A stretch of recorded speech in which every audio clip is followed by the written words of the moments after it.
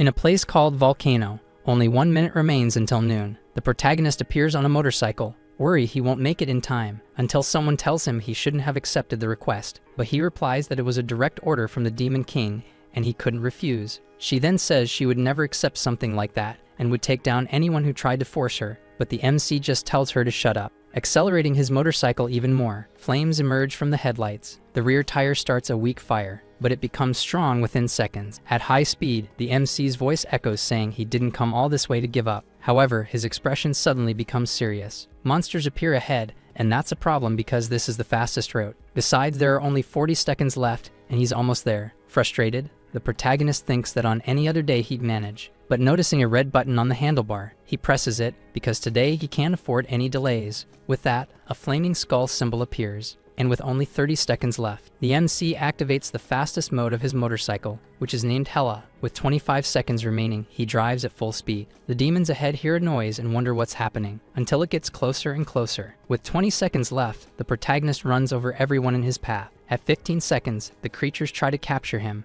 but they are immediately run over too. The sadistic MC leaves a trail of roadkills while only 10 seconds remain. And now, with 5 seconds left, he must face a gigantic mountain, which in truth is not a problem for someone so skilled. Reaching the top, there's a horned man sitting on his throne. Annoyed, the protagonist says the man could have given him 5 more minutes. And picking up his golden briefcase, with a gentle expression, the MC apologizes for being late. Even so, the Demon King angrily asks why he took so long, and the food delivery guy blames the traffic. Despite the stress, the horned man hands something to the protagonist. With that, the payment is confirmed. It's the Asmodeus bracelet, which grants some benefits when activated. And the dear delivery guy says the fried dumplings have already been delivered, making the Demon King quite excited. Having finished his job, he gets on his motorcycle, but before leaving, he tells the king to throw the dishes into the void after finishing the meal. And replying to the MC, he says he already knows that finally finishing his delivery, the food delivery guy thanks the young king and wishes him a good meal. Now accelerating his motorcycle, he jumps off the cliff like it's nothing. All the creatures down below see him landing smoothly on the ground. They even wonder how he's so strong and whether he's really human. Hearing all this, the delivery guy thinks people always ask the same questions, and he always gives the same answer. It's because of my delivery routine. Some time ago in the human world, the protagonist is heading out for another delivery, quite cheerful for a wage worker. When he touches the motorcycle's handlebar, he's confused because he finds that skull pendant and wonders what it is, thinking it was a gift. The MC wonders if he should give something back to his friend. Despite the doubt, he speeds up to get to work, arriving at a giant building. A customer compliments him on the delivery speed. The protagonist then heads out for another one while saying goodbye, thanking him for ordering from the restaurant called Wok Brothers. On his way out, he wonders what the next place is. Checking his phone, he sees he has to go to a place called Grandma Kim's house. Confident in his speed, the MC thinks he'll get there in 15 minutes, so he sets off for his next delivery. Until halfway there, someone says it's a pleasure to meet the protagonist. This being starts calculating the ideal route to Grandma Kim's address as the MC brakes his motorcycle. Stopped, the delivery guy is confused. With his helmet in hand, he wonders if it's a new model. But the voice introduces herself as Hella and says she's a spirit living inside the motorcycle's keychain. The MC gets even more startled because this skull is speaking and glowing. Doubt lingers in the boy's mind until the spirit says she has a proposal for him.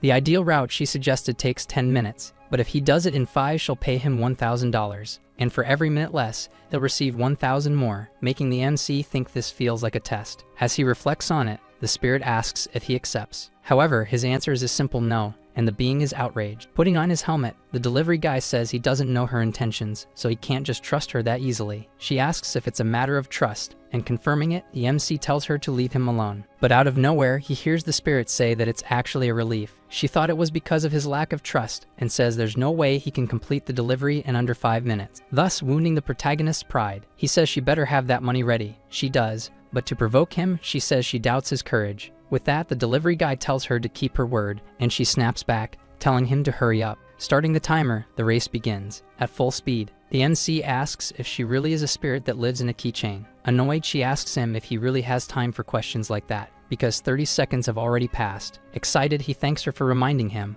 Poor guy must have Alzheimer's. At 59 seconds, he reaches a curve. The spirit then warns him that there are 4 minutes left, and he says he already knows. From above, we see the distance covered in 1 minute. Then, at 1 minute and 20 seconds, the MC ignores the route and stops at a staircase. Trusting that this isn't like Rio de Janeiro, he leaves the motorcycle and starts climbing on foot. At 1 minute and 47 seconds, the spirit tries to recalculate the route for the shameless guy. Doubting the protagonist, she asks if he's sure that path is going to work, because even if he goes back to the bike, there wouldn't be enough time, and this path would take 6 minutes. So the MC asks if she really hasn't figured it out yet. With 2 minutes past, he starts doing something crazy, saying he only needs 1 minute. The spirit calls him insane and even tries to insult him more, but she can't, seeing the height of the protagonist's jump. To avoid injury, he grabs a pipe and slides down it, managing to land safely on the ground, right in front of Grandma Kim's house. He rings the bell, arriving at the place in just 2 minutes and 50 seconds. Grandma shows up to answer the door and asks if the MC is the delivery guy. Saying he ran into some weird stuff on the way, he apologizes for the delay and hands over the order. Finishing his job, the delivery guy wishes her a good meal. Hella then asks him how he didn't spill any of the food, but he says she's way too rude for a system.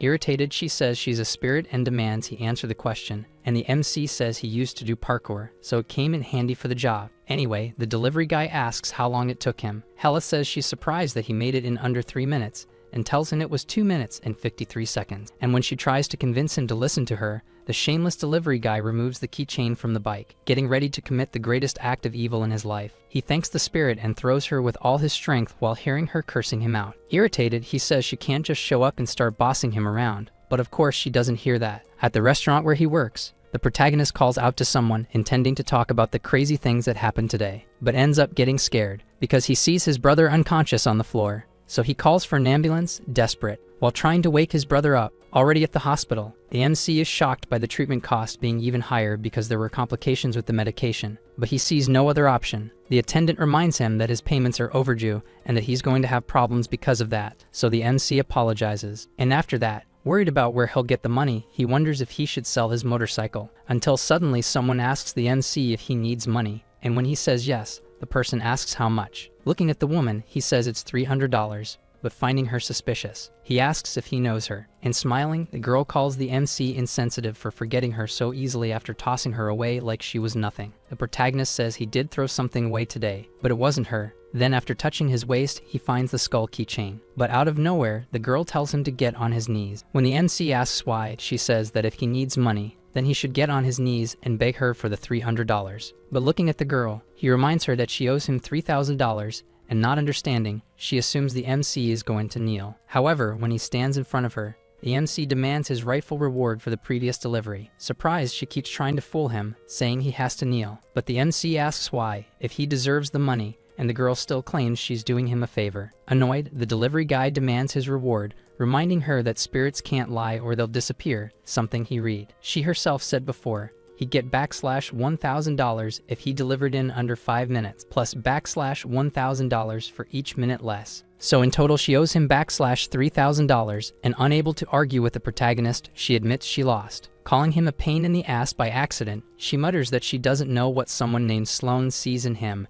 making the MC ask who that is, but asking him to forget it. She then asks how he wants the money, and the boy replies that he always wanted to try something. Then the scene cuts to a few clerks surprised by the amount of cash. Apparently, he was in debt with a hospital over a house, and all happy. The MC says he'll pay in cash, and asks one of the ladies to count the money again after the payment. Now outside the hospital, Hella asks why he asked for paper money, because it looked like he just wanted to be annoying, and he says that was also part of it. But he adds that he just wanted to pay for something that would help him feel a bit better at least once, since he was tired of avoiding the hospital because of his overdue payments. Changing the subject now, the girl asks if he wants to meet her supervisor. Confused, the protagonist asks what she's talking about. The boy remembers when she mentioned someone's name before he tossed her aside, and he asks who this Sloan guy or whatever is. But out of nowhere, the girl says he'd make a great spy, while the MC says he wants to keep working with his brother. He wouldn't stop working. In fact, he'd work even harder. Being by his side is the only way the MC can look after him. Besides, being a delivery guy is good. They run into a few problems, but it's not that bad. Then the girl says she understands why Sloan is keeping an eye on him, and the MC asks again who Sloan is. But again without answering, she tells him to check the restaurant's supply closet, and when the MC asks why, she gets irritated and tells him to just do what she says and warns she'll destroy him if he throws the keychain away again. She's already getting way too stressed out with his behavior, so much so that sparks of fire are bursting out. With that, the MC is impressed by how cool she looks, remembering she's a spirit. But changing scenes, the delivery guy is in his restaurant, and going down to the storage room, he hopes she left him some kind of gift. However, something strange happens. With a portal suddenly appearing, The MC wonders what's going on. Lacking basic common sense, he even gets close and tries to touch it. But of course something would happen. The boy is sucked inside like dust in a vacuum cleaner, and what's left behind is everything except the delivery guy. Now on the other side of the portal, he stumbles all over the place, falling in the weirdest position possible. But he's not alone, so the boy asks where he is, but the man there just says it's a pleasure to meet him. And after asking the MC to sit, he's asked again who he is. That's when the old man finally introduces himself as Sloan, and says he's a caretaker of realms. Uncertain, the protagonist thinks it's like in fantasy stories, but reading the boy's thoughts, the old man says some realms really are like that. He also says the protagonist doesn't seem very shocked, but after everything the MC saw today, meeting an old man is the least of it. With that, the man just laughs at the boy. But now the caretaker says he'll get straight to the point. He proposes a business partnership with the Wok Brothers restaurant, a contract that will benefit both sides, but the protagonist quickly lists all the things he wants, from $5,000 per delivery to compensation for injuries. And he even says that's just for now, since there might be more he wants in the future. But since the caretaker doesn't seem to mind, the MC, who was joking, decides to begin the negotiations officially. And speaking seriously, he asks how much the old man knows about him. Startled by the question, the old man there asks about the sudden change, since the MC seemed excited before, but the boy says he can't trust him. It doesn't make sense for a caretaker to want a contract with a small restaurant, since it would be better to approach a larger and more famous one. But the old man says he has good supplies for a proper kitchen, and the MC's restaurant would offer more variety to customers. It's much better to give more choices so people can decide, and besides, the MC and his brother make the best noodles. Skeptical, the delivery guy asks how many noodles the old man has eaten, and he replies that he's eaten all the others on Earth. And leaving the boy shocked, the caretaker adds that the other gods aren't satisfied with just anything. After some of them find out about the Wok Brothers restaurant, they'll tell all the others about it. And the MC should be grateful that they're passionate about food, not that they hate it. But then the caretaker asks the delivery guy about the contract, and after thinking, he now demands $10,000, startling the old man with the amount. The MC says he wants that much because they're not talking about just any delivery. The other realms are full of spirits and all kinds of creatures, and he asks if there are skilled mages or swordsmen who carve mountains with their swords. The caretaker says they're rare, but yes, they do exist. So the MC adds that there also have to be dragons, because without them, it's not real fantasy. And those places would be the perfect spot for an ordinary human like him to die. But the old man says he has countermeasures to help him,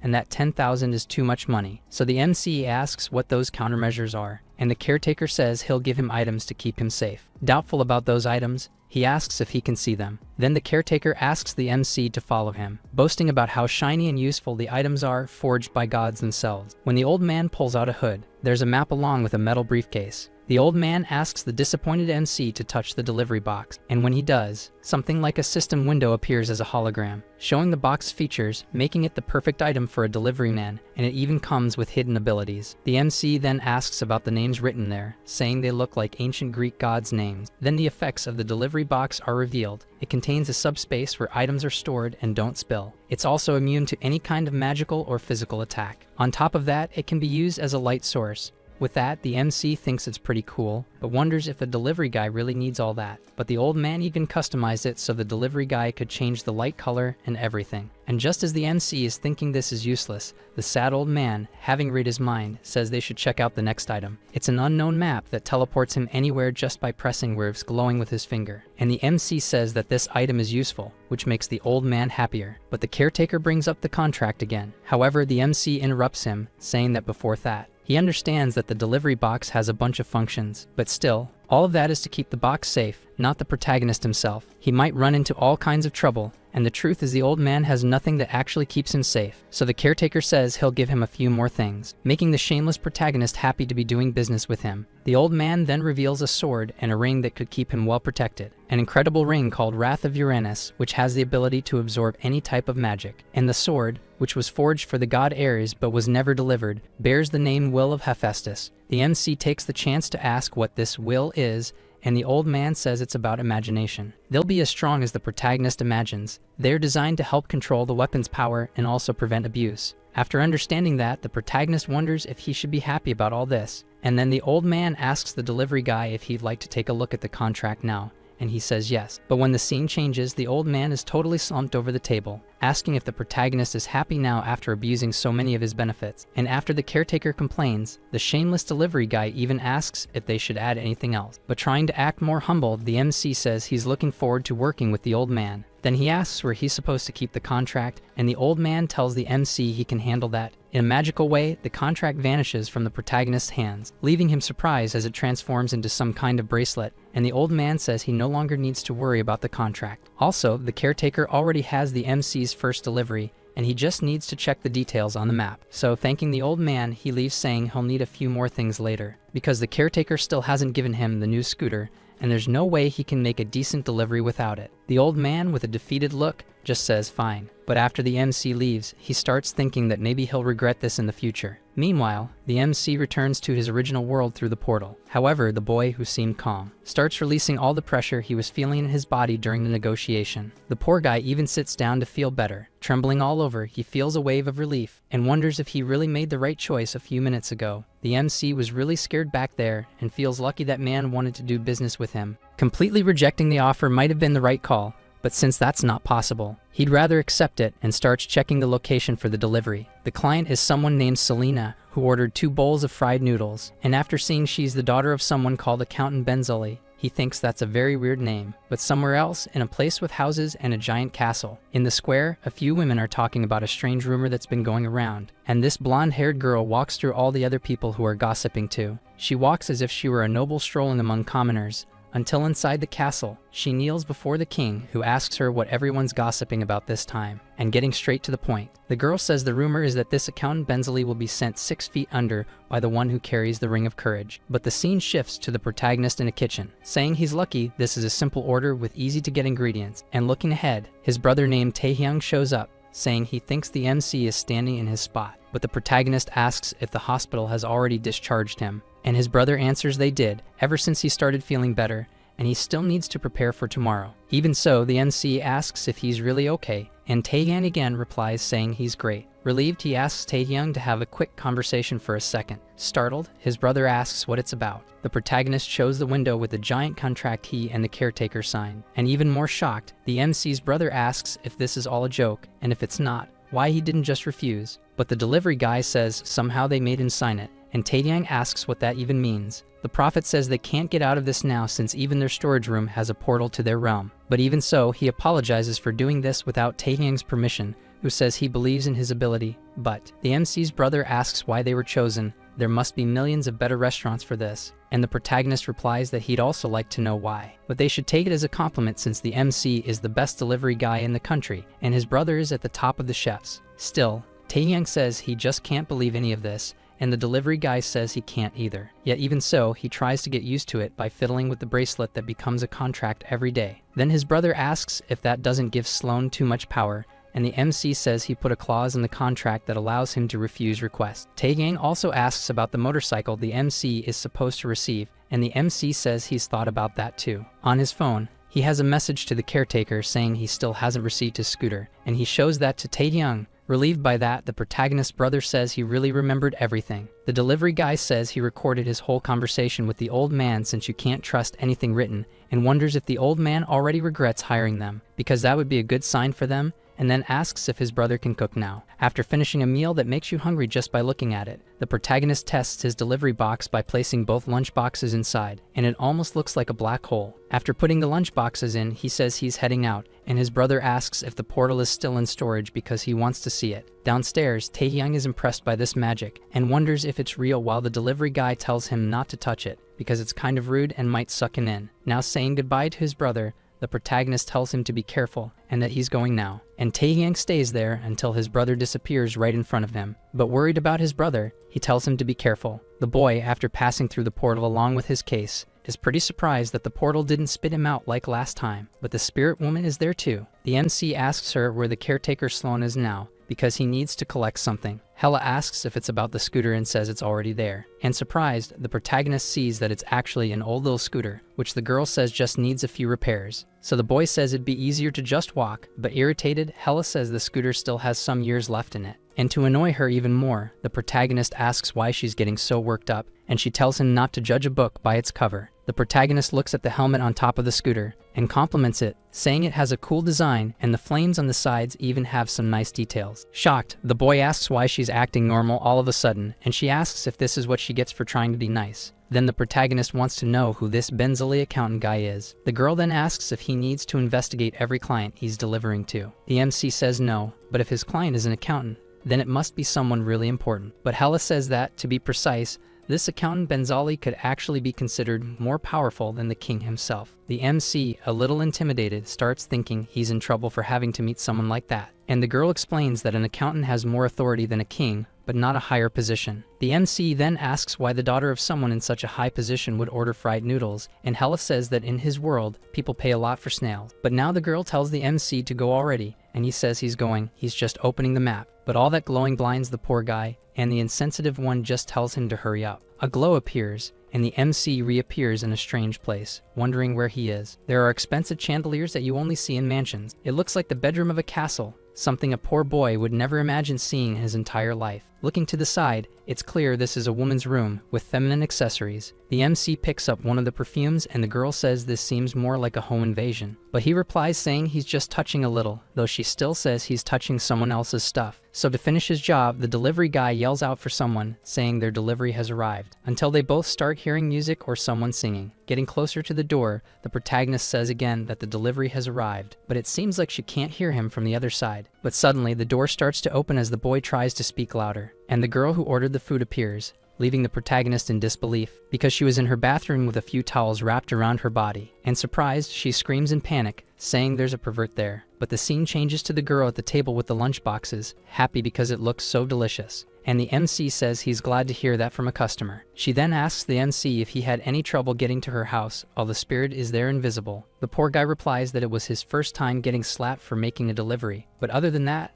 no problem. But out of nowhere, the customer tells the MC to wait, and he asks if something's wrong. Maybe he forgot her pickles, but she just wanted to give him the payment, which is a ring called the Ring of Courage. Thanking the customer, the protagonist wonders to himself whether the ring is really worth the $5,000 in payment. The accountant's daughter asks the MC not to lose the ring because it's very valuable, but he doesn't understand why. Since the client speaks in a weird and funny way, the MC asks the spirit if the girl's a bit nuts, and she replies that it seems to be the case. The MC then asks the client if the food is to her liking, and she says it's the best food she's ever eaten. So the delivery guy says he's heading out now, bidding farewell to the client. Opening the map, he wonders which way is home, but he gets scared because it's all blank. There's nowhere to teleport. So he asks the red-haired girl what's wrong with the map, saying it seems broken. Desperate, he adds that he's dying to get home, but the spirit says she doesn't know what's going on either. The client then asks the MC if something's wrong, but he tries to play it off and says it's nothing. He tells her to enjoy the rest of her meal, and the client bids farewell again. With the spirit, the delivery guy asks if she knows where Sloane's house is, and she says she does, but it's about a week's walk. Panicking at the thought of walking for a week, he starts yelling. But the one who yells even more is the MC's client, and he's confused by her reaction. Out of nowhere, she starts saying there's an assassin with her. The protagonist asks what she means by that, and the spirit thinks she's gone crazy. But changing her tone, the client apologizes, saying she'd like the MC to pretend to be an assassin. The poor guy, confused, asks if she's joking, while the redhead even suggests burying the client 6 feet under. However, some armed guards suddenly appear, chasing the delivery guy, all of them trying to capture the protagonist and protect the girl named Selena. And the MC realizes they're surrounded. He even considers sending the client to meet Jesus, but the spirit says she was just joking. Even so, the protagonist says he's going to do it, and the redhead calls him crazy. That makes Selena suspicious as the MC begins walking toward her, and since the MC refuses to be taken quietly, she stands up to defend herself. The protagonist, startled, asks what she's about to do, and the spirit answers that she's about to use a magic scroll. When the girl opens the scroll, a fire spell bursts out, and she throws a fireball toward the MC. As he wonders what the heck that thing is, the delivery guy opens his delivery box, and after the magic hits him, the client wonders if she managed to hit the protagonist. But a hand emerges from the smoke, and the delivery guy, getting right in front of her, grabs her arm, and even apologizes to her, saying his delivery box is fireproof, and since she just tried to kill him with that, it's only fair he gets his turn now. Terrified, Selena asks the MC if they can't just talk things out, and the MC calmly says yes, he'll talk, but not with her. Changing scenes, a blonde girl is asking someone about what he said earlier. The hooded man says that Lady Selena was taken to be used as a hostage. The blonde says her magical protection seal should have warned them about intruders, but the man says it didn't work. A bit annoyed, the woman asks if he's saying the seal is useless, but the man explains the intruders just suddenly appeared inside. Right inside her room. Startled, the girl stands up and says she'll personally handle this matter and he must come with her. She adds that she won't reveal who she really is, but the man must be ready for anything. Elsewhere, this same woman appears alongside 2 other men. After seeing her, they ask if she's already up to speed with the current situation. Then she asks if her sister is still with the intruder, and they apologize, saying magic seems to have no effect on him. Becoming even more serious, she questions why the doors are closed, and one of them says the kidnapper asked for that until a negotiator arrives. Irritated, she asks if he only did that because the intruder told him to, and the knight explains that Selena was threatened with a sword, which makes the blonde even more furious. She then says she'll talk to the kidnapper herself, and they try to stop her from doing that because it's dangerous. Even so, the girl makes it clear that she's the only one there capable of negotiating with him right now. But still, the guards say they can't allow her to enter that room alone. She then asks if she should call her father, and the 2 are shocked, replying that there's no need for that. With the guards' permission then, she begins to open the door after they ask her to give them a signal if something goes wrong, because they'll come in to help her. Inside, Selena is crying and begs her sister to save her, and with a smile on her face, the blonde tries to comfort her, saying she won't let anything happen to her, but the MC already tells her to stop walking, placing the sword in a dangerous spot near the girl. Then the blonde tries to calm the protagonist, saying that she came alone, but the poor delivery guy says she'd be cautious too if someone tried to frame her as a murderer without reason. Taking another step forward, she proposes they start negotiating, but the MC tells her to stop again. Even so, she simply says she's Benzali's second daughter. Her name is Adelia, and she's just there to talk to him. Adelia then asks the protagonist his name, but 2 hooded men appear behind him. The delivery guy, with a threatening look, asks why he would give his name to her, and as one of the hooded men approaches, he says he doesn't give his name to scammers like them. The red-haired girl then warns the MC that someone is right behind him, really close. Startled, he turns around and gets ready, saying he knew something like this might happen. Even so, the blonde grabs a magic scroll too, but the protagonist, already prepared, says he won't be tricked twice in a row, and moving in front of the girl, he attacks with his sword like someone who's had swordsmanship training. The blonde is even surprised to have her scroll cut. She can't believe he managed to slice through a magic seal so easily. With that, the boy manages to capture her too, holding her from behind. He says that was a close one, and it's a good thing he was already ready for another magic scroll. Now that he's immobilized Adelia, the protagonist tells everyone to stay where they are. He even demands that the blonde order her men to leave the room, but she says they're not her men. Then the MC asks if she thinks he's stupid, but Adelia says she really doesn't know them. Only her father knows who they are. But Selena calls out to her sister, asking who those guys are behind her. The blonde tells her sister not to worry about them, that she should just leave and wait outside. But even so, she's still worried about Adelia. With a gentle smile, the blonde says she's fine, and that their father will find out everything soon enough, so she should go enjoy her meal with her beloved. With that, Selena says okay, but leaves the room asking her sister to be careful. The MC takes the chance to tell the hooded men to get out of the room now, because he doesn't want to start cutting things. And now that they're alone, the blonde asks the MC to lower his sword, but the boy asks who she is. But she replies saying she already introduced herself, and now it's the protagonist's turn, calling him the Inter-Realm Delivery Man. Surprised, the delivery guy asks how she knows that, and the red-haired girl thinks to herself that she doesn't trust the blonde. But Adelia says the magic protection seal doesn't alert intruders from other realms, and surprisingly, the red-haired girl already knew that, and the MC asks her if she's made deliveries here before, which she tries to dodge by saying she hasn't. But the blonde notices the protagonist is talking to someone and asks if she's a magic spirit. Making him curious, Adelia says she can't see her, she only saw the boy talking to himself. He tries to fool her by saying he doesn't know what she's talking about, and she replies that she's in the top 3 most informed people in this land. But changing the subject, the protagonist asks how she can seem so calm. Maybe she wants to meet Jesus or something. With that look, she asks the MC how long he plans to keep up with these terrible charades of his, and asks if he's never taken a life before, which is the case. So since he's never hurt anyone, she asks him to sit down and talk with her. But the delivery guy grabs his briefcase and tells the blonde to stand up. As he raises his sword, the MC says her threats won't work on him, threatening to cut her down. He slices the table in front of her in half, and even though she's scared, Adelia says the boy isn't exactly a swordsman. However, the protagonist tells her not to make him repeat himself and orders her to stand up one last time, saying he could finish her off and go home. Giving up, the blonde asks if all Inter-Realm delivery guys are like the protagonist, but flipping the question, he asks if all noble aristocrats are like her and her family. Then she stands up, asking what the delivery guy wants, and he asks her to take him outside because he's going to use her as a hostage. The girl grabs the doorknob and says the guards will follow them as soon as they leave the castle, but the MC says he knows that. Adelia then says she's curious to see how this plan will work, and the MC tells her to just look forward and walk. Then outside, he tells everyone to get out of his way if they don't want to see her in a bad situation. With that, everyone gets scared, but the blonde tells everyone she's fine and that they should do what the MC says. Taking advantage of their hesitation, the protagonist threatens even more so they'll move out of his way without trouble. However, with his back turned to the knights, one of them steps closer to the boy thinking this is his chance, and starts casting a gravity spell, causing the protagonist and even the red-haired spirit to feel a heavy pressure. The protagonist wonders what's happening, and the spirit tells him it's gravitational magic. The other guards use the chance to approach Adelia and ask if she's okay. She says she is and asks about the delivery guy. In a bad situation, the MC wonders what he should do now, and maybe some of the things Sloane gave him could help. Suddenly, the red-haired girl yells at the boy, calling him an idiot and telling him to use the ring. Doing that, the Ring of Uranos activates. With the ability to absorb all kinds of magic, the protagonist cancels out the gravity spell. However, with the ring activating the Wrath of Uranos,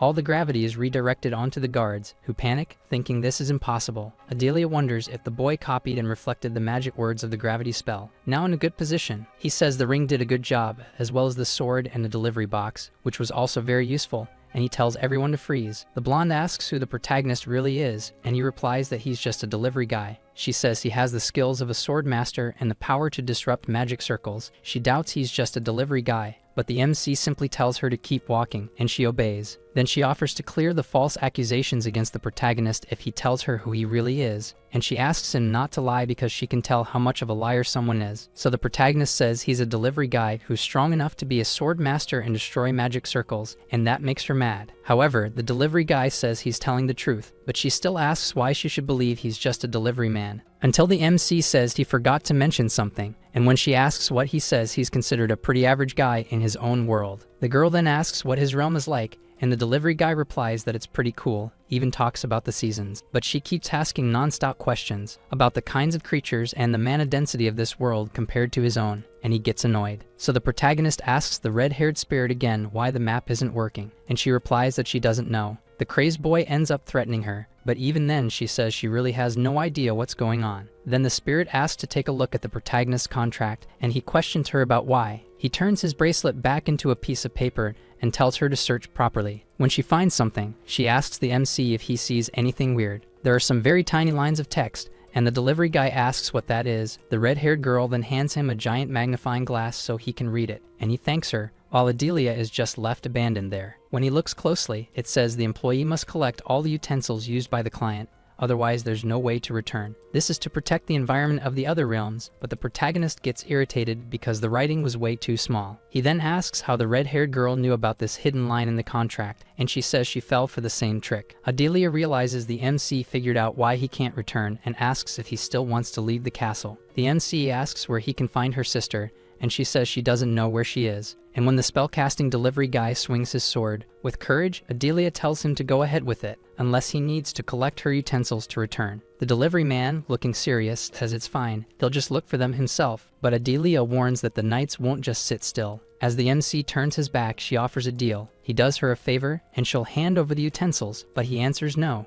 Then she warns the protagonist that the guards had to hold themselves back earlier, but if the MC goes without her, he'll have trouble. The red-haired girl also says that if Benzelli's guards show up, things will definitely get much harder. The blonde says it's not a difficult favor for the MC, just something she can't do because of her position, and the spirit says it might be better to accept. So when the delivery guy is about to agree to the favor, someone appears shouting for Adelia, and it's none other than Selena with a bowl in her hand, which turns out to be exactly the utensils the delivery guy needs. With that expression, the boy says he's surprised to see her there, and Adelia can't believe this situation. The MC starts running toward her, telling the red-haired girl to catch her, and Adelia screams desperately, begging her sister to run. So she starts fleeing from the protagonist, going down the stairs. The spirit is with him, saying they can't let her get away, and the MC says he knows that. But passing through a door, they wonder where she is until the red-haired girl manages to find her. The poor girl is now protected by her family's guards, and even Adelia was running after them, saying it's not too late for the MC to accept her offer. But the spirit says she looks like she might pass out before they make any deal, and the protagonist actually agrees. The guards then begin to take battle positions to protect Selena.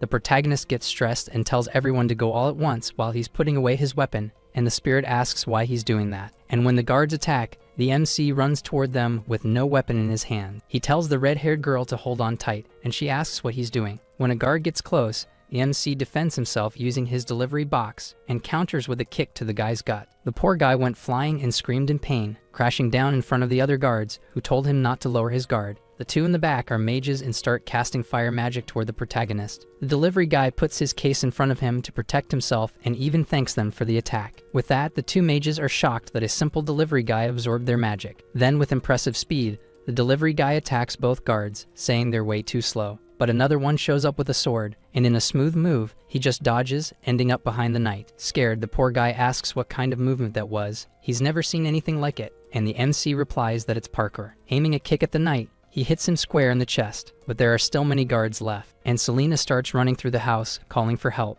Saying she's annoying and unbearable, the MC begins casting a spell with his ring. Sparks begin to fly, creating a giant fire spell that even pushes him backward. Selena, seeing this, says the protagonist is a monster. But since the MC's magic sent him flying backward, he ended up catching up to her easier than expected. And with a sarcastically gentle expression, he calls her dear customer, saying he's here to collect her plates and spoons. Terrified, she hands him over without even thinking twice, begging him to leave. Still being polite, he thanks her for doing that while the red-haired girl says he's acting like a delivery guy again. When the MC opens the map, it's finally glowing, and the spirit tells him to hurry and take them home already. Then a portal just like the one in his storage begins to open and grow, until with a smile, the delivery guy waves goodbye while saying it was horrible meeting them, and he never wants to see them again. But Adelia is desperate, begging them not to leave. Even so, the two go through the portal, and the MC says it was harder than he thought, and that was just his first day. But for some reason, the portal hasn't closed yet, and the spirit questions why. When the MC looks, he's confused too. And out of nowhere, someone comes flying through the portal, crashing into the poor guy and landing on top of him. After trying to get up, he asks what just happened, but gets scared when he sees Adelia and shouts, asking what she's doing there. And in a creepy tone, she stands up and asks where the protagonist thinks he's going. The delivery guy is left speechless, but suddenly, the blonde asks what kind of poor place this is and how anyone could live somewhere like that. Embarrassed, the MC tries to say something but can't, and she asks what he wants, until, annoyed, he gets up and pushes her off, telling her to get off of him. Then the annoying girl puts on an act, asking how the MC could do that to such a delicate girl like her. But he replies that it's a bit late for her innocent girl act, and she gets irritated, asking what he means by that, until the delivery guy pulls his sword out of his box, saying it doesn't make sense to try reasoning with her right now. Frightened, she asks how he can do this considering she's pretty in his world, and the MC says her face is the least of his concerns right now. But again, she asks what kind of poor place this is, and the MC asks why she wants to know, and she says it's to tell her story. However, saying he's not interested in that. He starts walking toward the portal,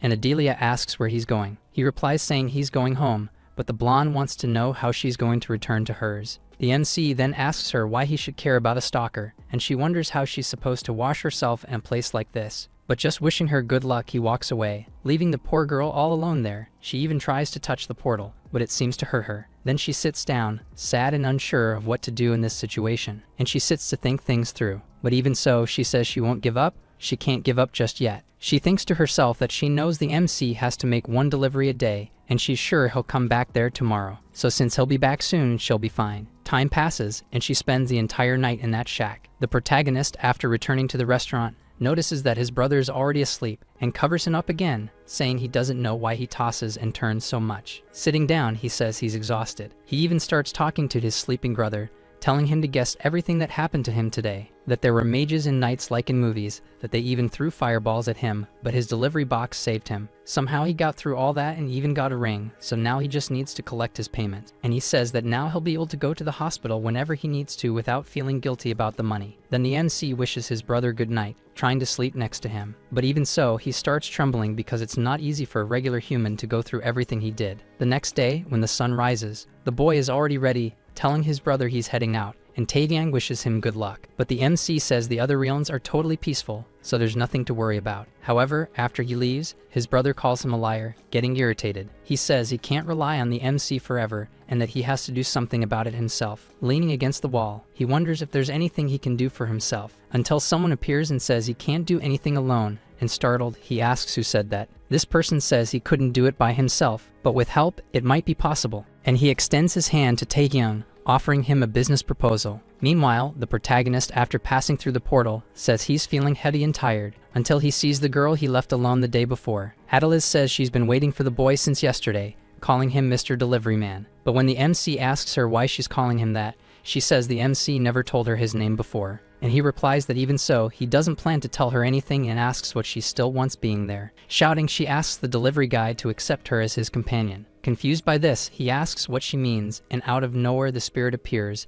asking what Adelia wants this early in the morning. Adelia says she's sure the protagonist knows nothing about the next realms he'll be traveling to, but she can help him. But the delivery guy asks why she wants this so badly and what exactly she wants. She then replies that she hopes the MC will keep secret what she's about to say, but he says he won't. Even so, she says her father is a power-hungry man and even founded an organization known as the Shadows, which is dedicated to collecting all information across the continent, and currently, she is one of its leaders. The MC is startled by the organization's awful name, while the spirit says it seems Adelia is more important than she thought. The blonde says she believes she proved herself worthy when she realized the MC was from another realm, but even so, the MC still refuses. So she says she only wants to collect information through the protagonist, and he asks if that doesn't make her a bit biased. Adelia responds saying she's been working in this for 10 years and can handle that kind of judgment. With that, the MC is surprised at her 10 years of experience, considering she doesn't look older than 20. But then he replies saying it's fine, he'll accept, and she is clearly surprised. Thanking the delivery guy, she promises he won't regret it, but the MC asks her to answer his questions. The red-haired girl asks what the protagonist plans to do now, and he says he intends to accept, but then get rid of her later. She asks what he means by that, but the delivery guy just tells her not to worry. Adelia, happy, tells the MC she'll wait for him to return to her land after the delivery, since she only has one scroll. But she already opens the scroll, creating a portal that takes them to the realm where she lives. And after passing through the portal, the delivery guy says he can't get used to all this brightness, and the spirit calls him whiny. However, for some reason, there's a huge commotion in the square. So the boy asks Adelia why there are so many people gathered there. When the blonde looks scared,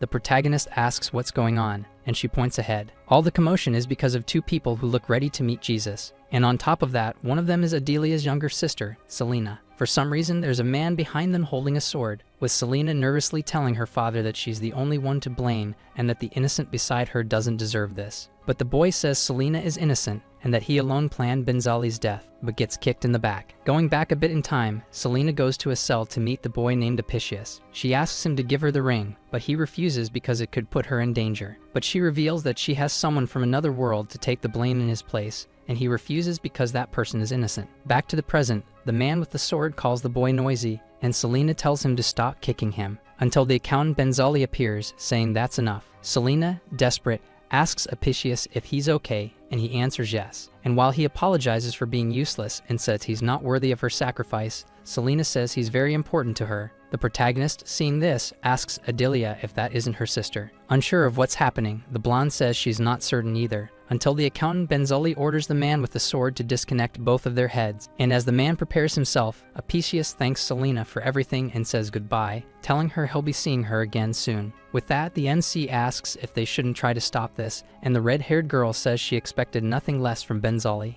Adelis replies that they need to analyze the situation first, but the MC says there's no time for that. Then the man with the sword is about to finish his task. But before that happens, the blonde yells from a distance, telling him to stop. Everyone looks around, confused, until some people start talking about Adelia showing up, and right next to a man, after having disappeared. And they even say it looks like she's been through some rough times. Then Benzali notices his daughter is there and asks where she's been, since they look for her everywhere. But nervous, she thinks she just needs to give the right answer to calm her father and save their lives. However, the protagonist takes a few steps forward and says those two up there are innocent, and that's why it would be a huge mistake to execute them. But the blonde, worried, says he can't speak so rudely to her father. Still, he tells her to get involved in the matter too, and she says she can't think of anything to say, until Benzali interrupts their conversation, asking who the protagonist is. And he introduces himself as a delivery guy from another world and shows his delivery case to prove what he's saying. Some people start yelling at the MC, telling him to lower his tone and speak properly with the accountant, but Benzali says it's okay. He says he understands who the protagonist is, but asks what made him question his judgment. The MC then asks what made him so sure those two people are guilty. The accountant says he heard that someone with the Ring of Courage would send him to the afterlife, and Selena was sentenced along with him for helping him escape his cell. However, the MC says that's strange because he entered the castle yesterday, and not only that, he also has the Ring of Courage,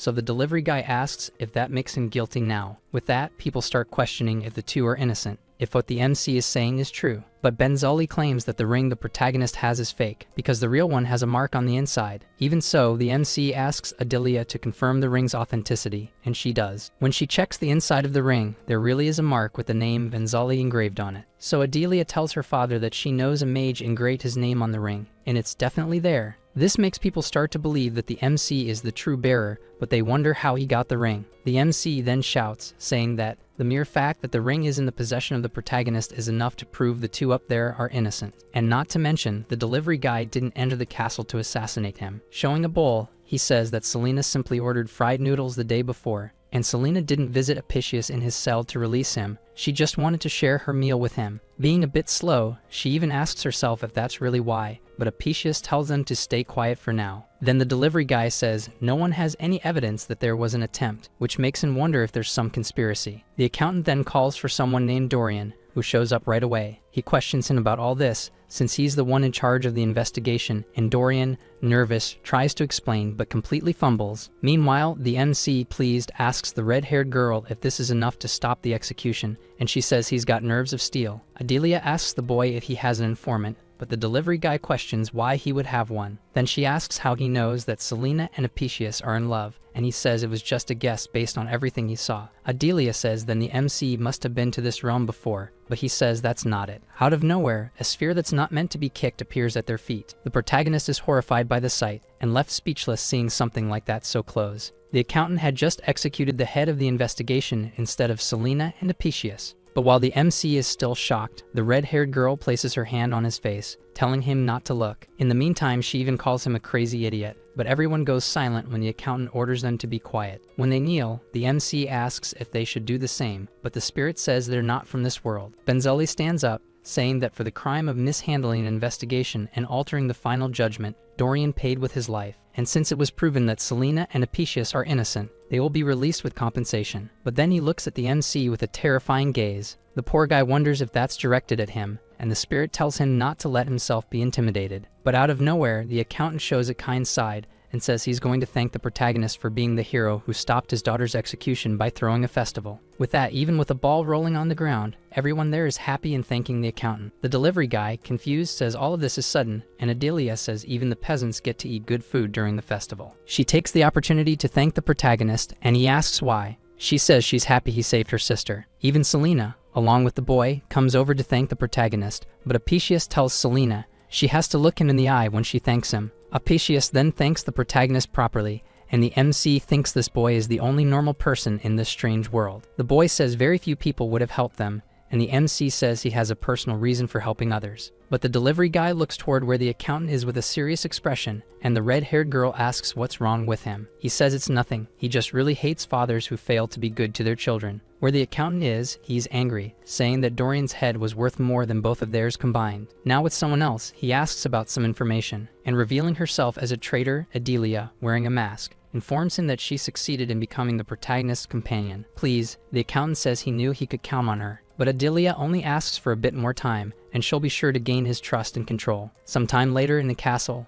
the MC is with Hela. The two of them seem thoughtful. Then Hela asks the MC if he's okay, and the delivery guy answers that he is. He's just never seen a head separated from a body before, but he's fine. The red-haired girl says that compared to the MC, that airhead Selena is amazing, but saying that's a bit hard to hear, he replies that he really is fine. Meanwhile, all those people are happy, laughing and eating, and the MC asks how all these people are okay after seeing that, and the spirit says they see things like that every day. Besides, there's something the protagonist is very wrong about. Not everyone in this world has the stomach to witness things like that. There are others who suffer just like the protagonist. Out of nowhere, the delivery guy starts laughing and says she's right, even teasing Hela, making her ask if that's what she gets for trying to comfort him. Then Adelia appears beside them. The MC asks what she wants, and she says he should come inside since the festival is in his honor. Once inside, the blonde asks how the delivery business is going, and he says he's only having problems, the one she herself is causing. But she says she bets he'd get a lot of orders if the people down there knew how good the food from his kingdom is. The MC says he thinks so too,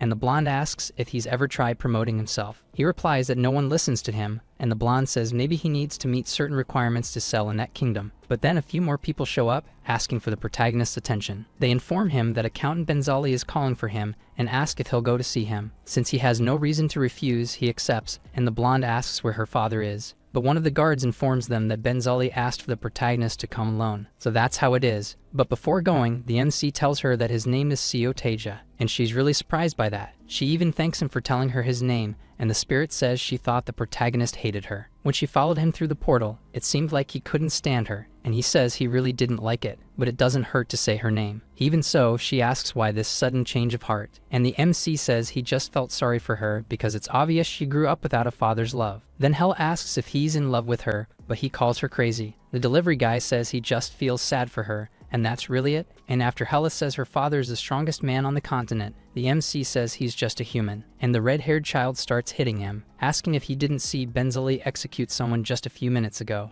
But the scene changes to the protagonist in the throne room where the accountant is sitting. Benzali stares deep into the MC's eyes, and the delivery guy asks Hella why he's doing that, and she replies that he's just trying to look cool. Benzali tells the MC that he called him there because he wanted to ask him something, and the MC says he'll answer. However, the red-haired girl immediately tells the MC to refuse no matter what, because he might end up dead if he angers the accountant. So the protagonist asks if he can at least hear the request before deciding whether to agree. The accountant then asks if he can make a request with the protagonist. This leaves the delivery guy and the magical spirit confused, not understanding anything, but the scene shifts to the MC in another place, in disbelief that the accountant called him just to order food, but that's still better than an order that could send him to Narnia. The boy returns to his restaurant, but something feels different. There are a bunch of customers asking for all sorts of things, leaving Taehyang extremely busy, and the protagonist asks why it's so packed. The MC's brother is there taking care of a customer, and the delivery guy starts pinching himself, wondering if this is a dream. Then Taehyang notices that the MC has arrived and asks if he's okay, and he replies that he is. Sometime later, the customers are leaving and Taehyang is saying goodbye to them. After everything is done, he thanks the protagonist, who says he only handled a few tables. Then Taehyang asks the protagonist to let him see the delivery orders he needs to handle. In total, there are 3 orders to be made, and the delivery guy informs him that all of them have to be in large size. Then the scene changes to Taehyang already in the kitchen preparing them, and the MC notices that he's singing while cooking. So he asks his brother if he has any good news lately, but Taehyang says there's nothing in particular. Even so, the delivery guy asks if that's really true, and asks if Sloan came there to see him. Taehyang then asks why the guy who hired him would come to the restaurant to meet him, and the protagonist lets it go. But afterward, his brother asks why he's so quiet, and the MC just says it's nothing. And as he's leaving, the delivery guy turns around and speaks to his brother, asking him not to push himself harder than he should. But after the MC leaves, Taehyang wonders how he's not supposed to push himself when his own brother is risking his life at his job, and with a mini potion in his hand, he says he has to give it his all too. The scene changes to that shack. Hella is there, bored, until she sees the protagonist. She calls out to him, and he says hi. Hella asks the MC why he looks so down, and he vents, telling her that it seems like his brother is secretly meeting someone. Misunderstanding the situation, Hella thinks the protagonist has some kind of forbidden love for his brother and calls him sick. The MC says Taehyang suddenly got better, and the red-haired girl asks if maybe it's a doctor, which would actually be a good thing. He says it would be good, but he can't help but feel that something strange is going on. Hella asks the MC what he thinks it could be. The delivery guy says his brother never liked talking to anyone besides him, but now he's chatting with all the customers, and that's weird. Then the red-haired girl asks if the MC has any idea. He says he does, but he can't tell her, and she asks why. The boy says it's just a hunch, and he'll feel bad if he's wrong. Hella asks if that's the only reason, and he questions what else it could be, and annoyed, she says he didn't need to bring that up. But now, with no time to waste, they have to go do their deliveries. And the MC asks if she isn't a little too old to be getting upset over something like that, and she asks if he thinks she's really that old. Just to tease her, he replies that she doesn't look a day over 20, and it works, because she tells him to shut up. In his thoughts, the MC says that Hella isn't trustworthy either, so he has to keep his thoughts to himself. The scene shifts to the protagonist delivering the client's order. It turns out to be Accountant Benzali, who says it looks delicious, and the delivery guy tells him to enjoy his meal. Hella asks him if he's not worried Benzali might not like the food, but he says he trusts his brother's cooking skills. However, the red-haired girl says that the accountant is known for being very picky with taste, and yet the MC remains calm. Then when the accountant and his daughter take a bite of the fried chicken, they put it in their mouths, savoring the flavor, and both the accountant and Adelia highly praise the food. The protagonist tells Hella,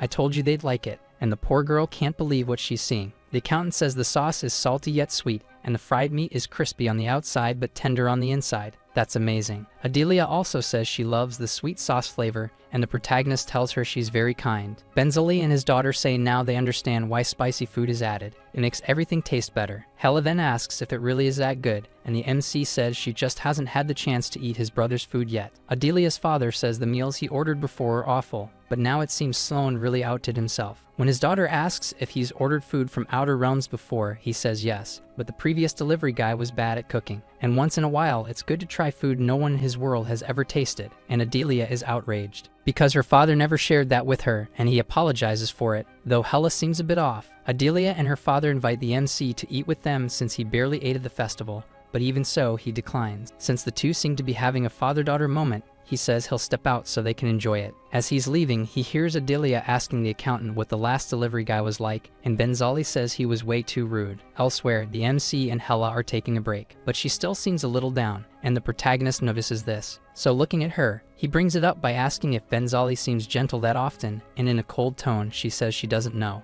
Annoyed, the MC thinks he'll let that slide since she seems pretty depressed. But when she speaks in a sad tone, he realizes she really does seem to be feeling bad. She then asks if he hasn't figured out why she's like this, and he says no. She says the person who used to cook before the MC was her, and the MC says he'd have thought about that possibility too. But since it seemed like a sensitive topic, he didn't want to ask anything, and Hella says she thinks he's very strange. Even so, the MC just says he prefers to respect others. And Hella says she knows the protagonist has a million questions for her, until when the MC says she's wrong, out of nowhere she brings up someone named Jonathan Blade. That's the name of her boyfriend, and he was the one who used to make deliveries, the one Benzali complained about. He was also human. Saying it's a cool name, the MC asks what he was like, and she says he always wore leather clothes. The delivery guy asks what his face looked like, but she says she doesn't remember. In a sad tone, the red-haired girl says she completely forgot, and the MC wonders how that's possible. No matter how hard she tries, the girl can't remember him, and the protagonist tries to comfort her by saying not to force it. Then she asks if he remembers the keychain he received, and the MC says yes. She says that's what his face looks like now. And the delivery guy asks her if he likes skulls and motorcycles, and the spirit questions how he knows that. The girl says her boyfriend is an underworld knight, so their bikes tend to get damaged by fire, and the MC is surprised. He imagines what he might look like, almost like a real-life Ghost Rider. But the red-haired girl seems to notice the protagonist's lack of confidence and stares at him. She asks if he trusts her. The delivery guy says he's not sure but asks why she's asking, and she says she knows he doesn't trust her. She gives him a strange smile, and the protagonist gets scared, asking what she wants. But she just stands up, saying they have to get back to work, until a knight shows up, telling the delivery guy that Adelia is calling for him. After Hella shrinks her size, she says this conversation eased her mind a bit, and the MC says he's glad for her. Inside the castle, he meets Adelia and her father, and wonders why she seems so embarrassed. The accountant hands the delivery guy his payment, saying it's a valuable item and might be enough for the protagonist. But after the MC thanks him, the accountant says he has another gift, one even more special for him. Totally embarrassed, Adelia immediately says she'll be under the care of the poor protagonist. The guy, along with Hella, doesn't seem very happy about this gift, so the protagonist quickly says that he's fine and doesn't need that, trying to refuse. The accountant asks if he didn't like it, but the poor guy says he just doesn't accept humans as gifts. He understands the protagonist's explanation and says it's okay, and the delivery guy starts feeling dizzy. But Adelia says it's fine if he refuses because they can start by being friends first. That's why Benzali says he'll leave the two alone, and the blonde girl asks if the MC doesn't want to stay a bit longer. Touching her head, her father says he'll give them some space and tells her to be careful. Shocked, the MC and Hella ask if this is the same guy who tried to take his other daughter to heaven. Now left alone, the blonde girl tries to get closer to the delivery guy, who starts backing away. She asks where they're going now, calling him dear. But the poor guy is speechless, and Hella tells him to run from that. However, when he does, Adelia notices and asks if he's forgetting something. She shows him the protagonist's bowl and asks if he doesn't need it to return to the wooden cabin. Indignant, the delivery guy asks why they're still being blackmailed over a bowl. That really screws them over. Then when the blonde is about to say she's excited to be with the MC, he says he wants something in return first. He reminds her that she once said she's one of the top 3 most well-informed people in this world, and he wants her to use that for him. The girl says as long as he doesn't ask for anything impossible, she can help him, and he agrees to that then. The magical spirit asks if the delivery guy is sure about this decision, and he says yes, and Adelia realizes he has a spirit with him. The MC says he does, but she only exists to annoy him, and Hella says it's the other way around. After all that discussion, the blonde girl asks when they're going to the cabin, and the MC says it'll be as soon as he gets his next delivery. So she says she knows the perfect person to recommend him, a certain archmage. But the scene shifts to Benzali in his kitchen. The accountant is eating, and after finishing his meal, he simply says the food is terrible. The accountant asks someone if he can order food from somewhere else. But that old man, the caretaker in this case, says it's better that the accountant asks the protagonist about that. He then says that this time the old man hired someone decent, and the caretaker replies that he always takes care to choose only the best. But Benzali brings up the human delivery guy from before, saying he made horrible food. The old man says there are few who could satisfy his taste because everyone else who ordered from the last guy liked it. The accountant says again that he was really terrible, and the old man says that even so, he kept insisting on ordering from him. Getting irritated, Benzali says he didn't like the tone Sloan used. Without bowing his head, the janitor says that he didn't like hearing him badmouth his employees either. However, changing the subject, the accountant says he almost lost his daughter today, and the old man says that must have been terrible for him. But irritated, the accountant says it was because of his delivery man, so he should take responsibility for that. However, Sloan knows that Benzali manipulated everything for those situations to happen, and he tells him all the manipulations and atrocities the man was planning to do, even involving his daughter in all of it. Benzali doesn't even deny it and says the protagonist made him execute one of his best men. The janitor says that was his fault, but the accountant explains that since the protagonist managed to disappear, he had to change the whole plan. Then standing up, the old man says that all the MC did was try to survive that situation, and they should forget about it. He even tells Benzali he has no idea how calm the old man has been with him. That night he executed was a cheap price for having Adelia stalk the protagonist, and Sloan threatens him, saying he better not try to step over his employee again, leaving the man alone at his desk. He gets angry and crushes a wine glass in his hand, wondering how the janitor dares to act so arrogantly when all he does is sell food, and after being left alone in the kitchen. With a furious look, Benzali says he wants to see if the janitor will keep acting that way after what he's going to do to the MC. But shifting scenes to the entrance of the castle, Selena, with teary eyes, asks if her sister really has to leave already. Adelia tells her not to cry because she'll be back home soon, and the MC is standing behind thinking how cliché this is. Even Selena's boyfriend is there, thanking the protagonist again for saving his life, and the MC tells him to be careful and stay out of Benzali's sight, so the boy says he's leaving that place very soon. The delivery guy hands his helmet to Adelia, telling her to put it on because they'll be riding his scooter, and she asks if that's some kind of horse. He replies that it's not a horse, but it's fast, and it's to protect her head, and she's impressed. Saying their goodbyes, the three ride off on the motorcycle. Then the protagonist revs the engine, and starts pulling away from Selena and her boyfriend. The boy says they also need to get ready to leave, but she's still worried. Even so, he tells her they'll be fine. In his thoughts, Apicius hopes they stay safe on their journey. But switching scenes, someone seems irritated, pouring a green liquid. The man says the calculations were perfect, and wonders why his experiment didn't work. Even so, when he looks to the side, the madman thinks there's no way he could be wrong, because he's always right, and he just needs to find a test subject that's more resilient. And he wonders what he should choose as his next guinea pig. An ideal candidate would be a unique and strong specimen. Changing scenes again. The delivery guy says the plaza is packed, and Adelia says it's because the Archmage's domain is the most populated place on the continent.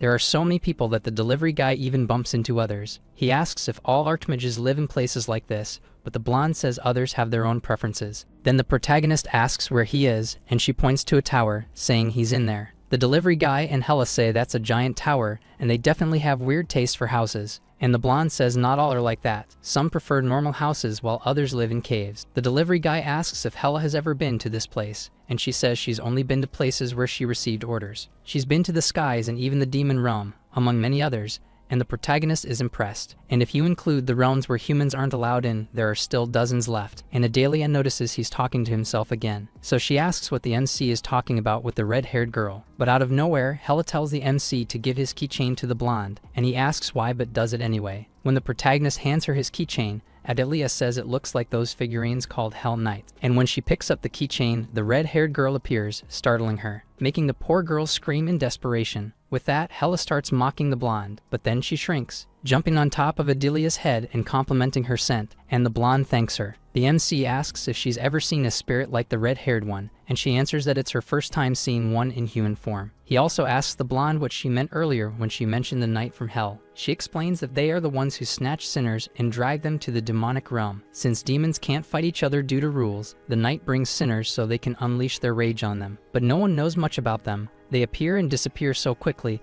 that no one knows what else they do. Hella asks what she herself thinks about that. She says she believes they just make deliveries and do whatever they want, and the MC asks why she thinks that. She answers that they make deliveries but don't seem to serve any demon, and the MC mocks her for lacking information. Since she brags about being well informed in the kingdom, that makes her angry, saying there's no way to know much about it. The delivery guy keeps teasing her, but when the girl is about to complain, she just stops because they've arrived at the castle entrance. Then the protagonist asks if it's okay for them to just walk in like this, and she says that since they're known, it shouldn't be a problem. However, when the MC is about to enter, the door just opens by itself, and he gets startled. With that, the protagonist asks if this is a trap, but Adelia says it was the Archmage who opened the door for them. The delivery guy then asks if she doesn't know anything, but the girl says he only asks questions that are impossible to answer definitively. And she says that normal people would never see Hell Knights or Archmages, but the MC is already climbing the stairs alone. Adelia gets annoyed, saying she's doing her best to help him, and he doesn't even care, while the spirit is just listening to her complain. Then the blonde asks what she's thinking about to be so quiet, and Hella says it's nothing important, and Adelia says that's a relief then. However, the two of them hear the protagonist shouting and get startled, asking what happened, until they start running, calling out to Taja, thinking something happened to him. Back with the delivery guy, an old man is trying to take the MC's box, and the poor guy is asking him who he is. When Adelia arrives, she asks the Archmage what he's doing, and the old man freezes in fear, so much that he goes quiet and sits down in a chair after seeing Benzali's daughter. Then, pretending nothing happened, the Archmage says it looks like he has guests, and says it's a pleasure to meet them, introducing himself as Gregory, the one who is almost approaching the truth. While Adelia goes to ask if he remembers her and he answers yes, the MC is saying that this old man is completely insane, and he asks what the man meant by almost approaching the truth, and asks if he's close or not. Then the blonde explains that it refers to those who strengthen the laws of nature, and the MC says that means they're not close to the truth. The Archmage gets indignant, saying the MC knows nothing about his research, and he just doesn't have the perfect artifact for it. But the delivery guy brings up a saying that a master craftsman never blames his tools, and getting even more irritated, the old man says the protagonist doesn't even know what mana is, and the blonde tells him to try to calm down. Then the Archmage asks for the MC's box so he can prove himself to the protagonist, and the delivery guy asks what he wants to prove. Shouting, the old man says he's going to prove how close he is to the truth, obviously. But the MC wants to know why he would hand over his box to a fraud who's supposedly close to the truth, and that drives the old man mad. He says he's never been insulted like that in his life, and Adelia calls out the protagonist who plays dumb. The delivery guy asks if the old man knows what this box is, and the old man says it was forged by a god, but is now being used to deliver noodles. Shocked, the delivery guy asks how he knows that, and the Archmage asks if the protagonist believes him now. The old man says he experimented on several artifacts and wanted to borrow the delivery guy's, but the delivery guy asks what happened to the others. He tries to dodge the question, and Hella realizes he's just a fraud and warns the protagonist. Then, in a desperate move, the Archmage casts a spell on the delivery guy to forcibly take the case,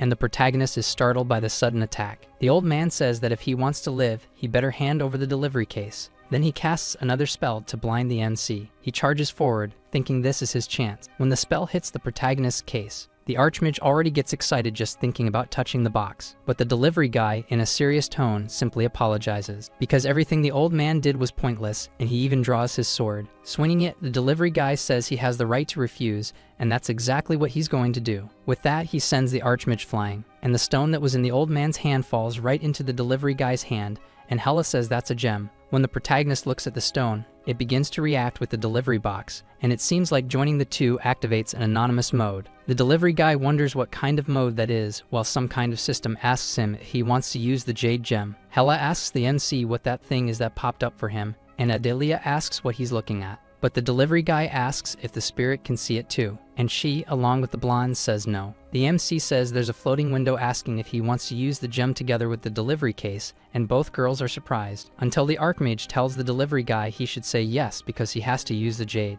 But the MC gets irritated with the old man and says he should just finish him off, and the redhead and the blonde say he doesn't have the guts. Even so, the old man says he's begging the MC to use the gem, and the delivery guy says he's not going to use it because it might break his delivery case, and the spirit agrees with him. But the Archmage says that since the MC received a prompt asking if he wanted to use the gem, that's a guarantee they're compatible. However, the MC replies that doesn't mean the message said the jade wouldn't break his case. So now the Archmage can't convince the MC and starts to get nervous. Then the delivery guy says he's going to press the no option, and the old man begs him not to do that, saying this is an artifact from another world, so it might just cause a different reaction, but he swears it won't break. Adelia asks if the delivery guy can't at least try it, since the old man is on his knees, and Hella says that if it breaks, it'll be his responsibility. Then the MC says he'll only use the jade if the old man does him a favor, and he says he'll do anything. The delivery guy asks him if he's hungry, and if he is, he should place an order, and he'll even get free pickles on the side, and the redhead says the pickles were always free. Sometime later, the delivery guy returns to the cabin, saying it was a crazy day, and Hella says it took a long time too. The redhead asks if the MC is really going to use the gem,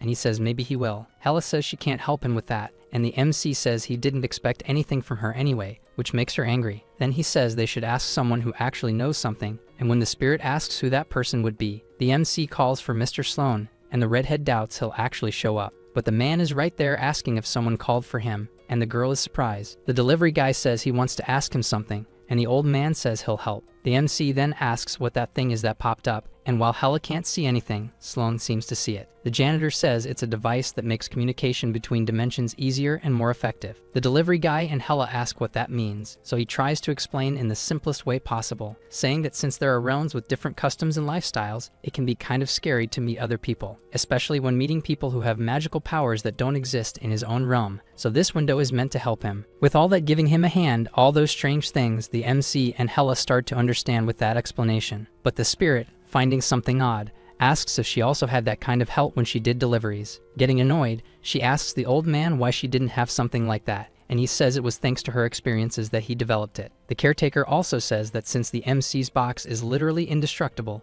he doesn't need to worry about anything regarding the gem. Grateful, the delivery guy also asks if there's any rule about who can place orders, since some people get scared just hearing him talk about food deliveries. So Sloan asks the delivery guy what he thinks would happen if Benzali went to his world, and the MC says maybe he'd be arrested for being a tyrant. Then he would ask the accountant how he managed to go there, and the old man says it's the same with them. There are people who just don't know about food delivery. The delivery guy says Adelia asked if only nobles can place orders, and the caretaker says that over there, only they have that privilege. With that, the MC concludes that they really won't be able to get just any commoner to place an order. The old man then asks if that's all the delivery guy wanted to ask, and the MC says he thinks so. Saying goodbye, the caretaker tells him he can call him anytime if he has more questions, and the delivery guy thanks him. But when Sloan is leaving, the protagonist shouts that he still had something else to ask, and Hella calls him slow. The red-haired girl asks him what he wanted to know, and the MC says that his helmet and scooter are nowhere to be found. Confused, Hella asks if that's really all he wanted to know,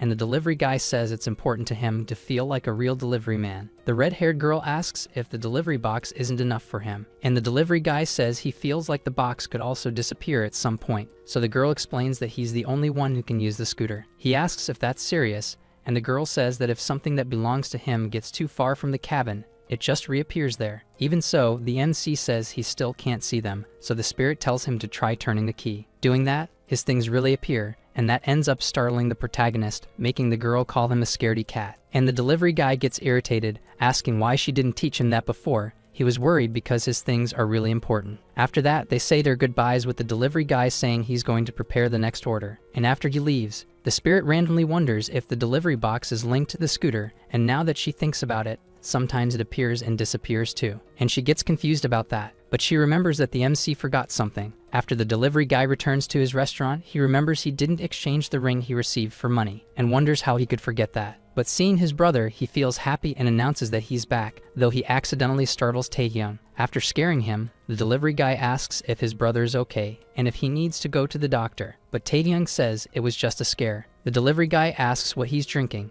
and his brother shows him a small vial. Getting interested, the delivery guy says it looks tasty, and Taehyung says his psychiatrist recommended it. The delivery guy asks if it makes him feel better, and his brother says it helps a lot. And looking closely, it's that same potion that Sloan supposedly gave him while offering him a proposal. On another day, the MC returns to the Archmage's house with the food he ordered, while Hella is eating something else that Taehyung made. The girl praises the protagonist's brother's food, and he says he told her it was really good. While the Archmage wonders if this is the kind of food they eat in another world, Adelia is in the back with sparkling eyes. The protagonist introduces what each of the foods on the table are and teaches him how to eat them. And Adelia is already excited to eat, while the Archmage is curious about the utensils they use in the delivery guy's world. And outside the castle, the delivery guy is enjoying the beautiful view. Even Hell agrees that it's a beautiful place. The MC tells the spirit that he and his brother should take a vacation, and Hella asks if he's ever had a day off. The delivery guy says he's always been too busy trying to pay off his debts, and the spirit asks how much he still owes. He says it's not that much, because if he makes 60 deliveries that pay $6,000 each, he can pay everything off. But Hella says that's actually a lot. And the delivery guy says it's a considerable amount, but without this job it would take him decades to pay off his debts. The two keep chatting about random stuff, until Hella calls the protagonist, asking if he really trusts Adelia,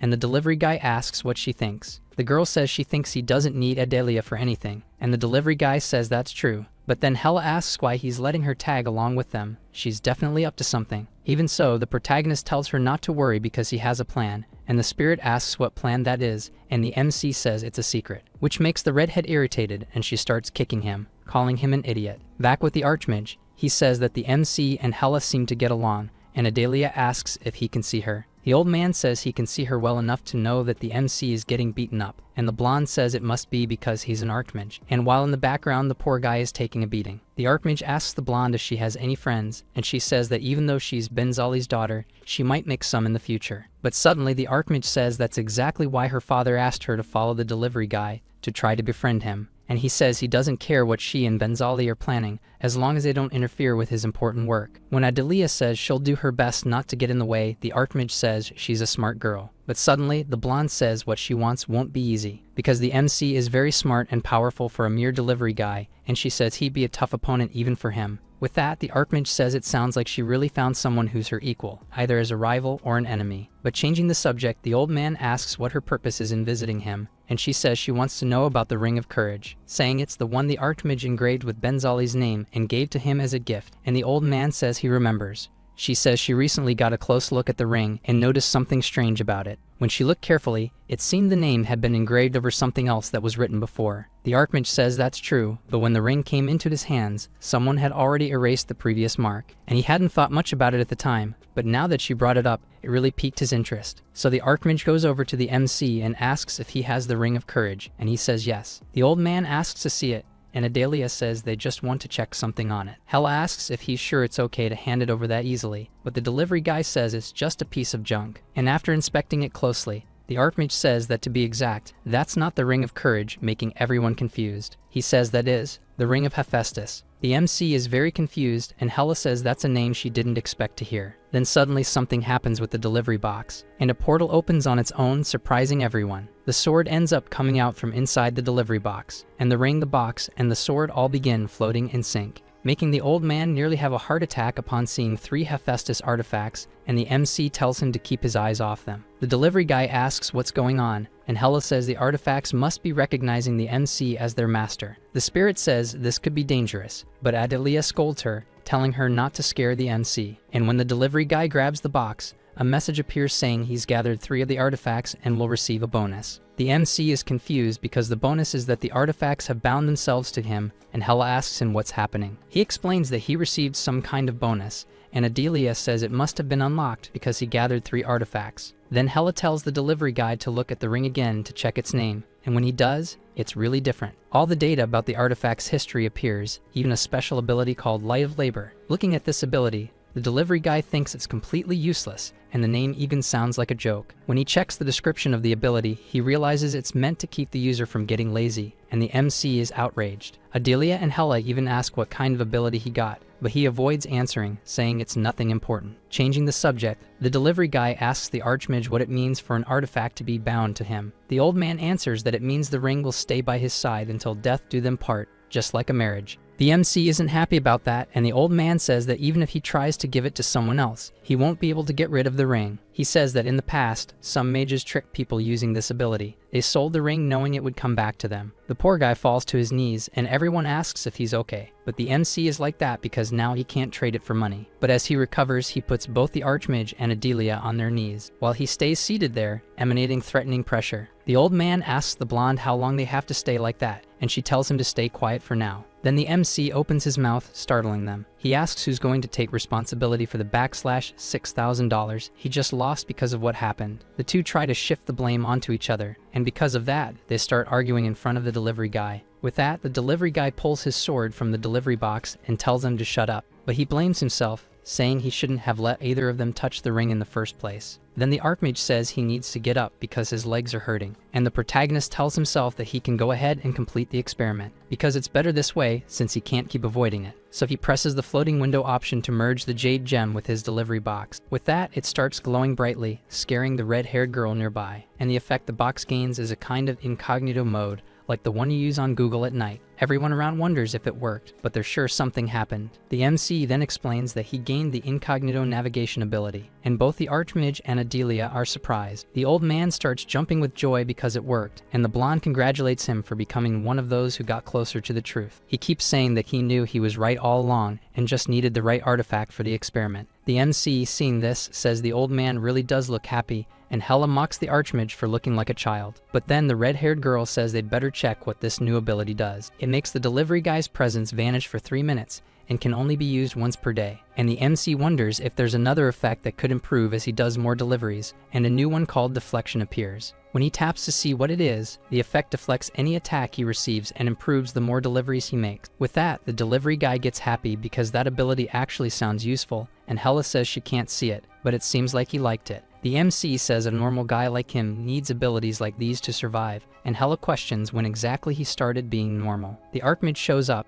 thanking the MC for helping him, and the delivery guy says he didn't do anything special. Then the old man asks if he can just do one more experiment to test the box durability, and the delivery guy agrees. With that, the box gains another effect, Resurrection, which revives the box's user from death once per day. The MC still feels sad because the box can't be upgraded, and Hella tells him to be happy with what he already has, until someone shows up calling for Archmage Gregory. This man is behind him, but notices the old man isn't alone. But the old man runs straight over to hug him, and the man asks why he's so happy. And the blonde girl says that man is another Archmage. With that, the MC says he thought they were supposed to be rare, but Hella says that if it weren't for Adelia, he wouldn't be coming across so many of them. And Gregory calls the other Archmage Vogue, telling him he has become one of those who got close to the truth, saying it was all thanks to the protagonist, and Vogue says the delivery guy doesn't seem to be from this world. So he walks up to the delivery guy and asks if he's from another realm, and the MC says yes, introducing himself as Taja. Gregory approaches and says that the food the MC sells is amazing, and with that, Vogue says he must be one of Sloane's employees. He asks the delivery guy if he could place an order,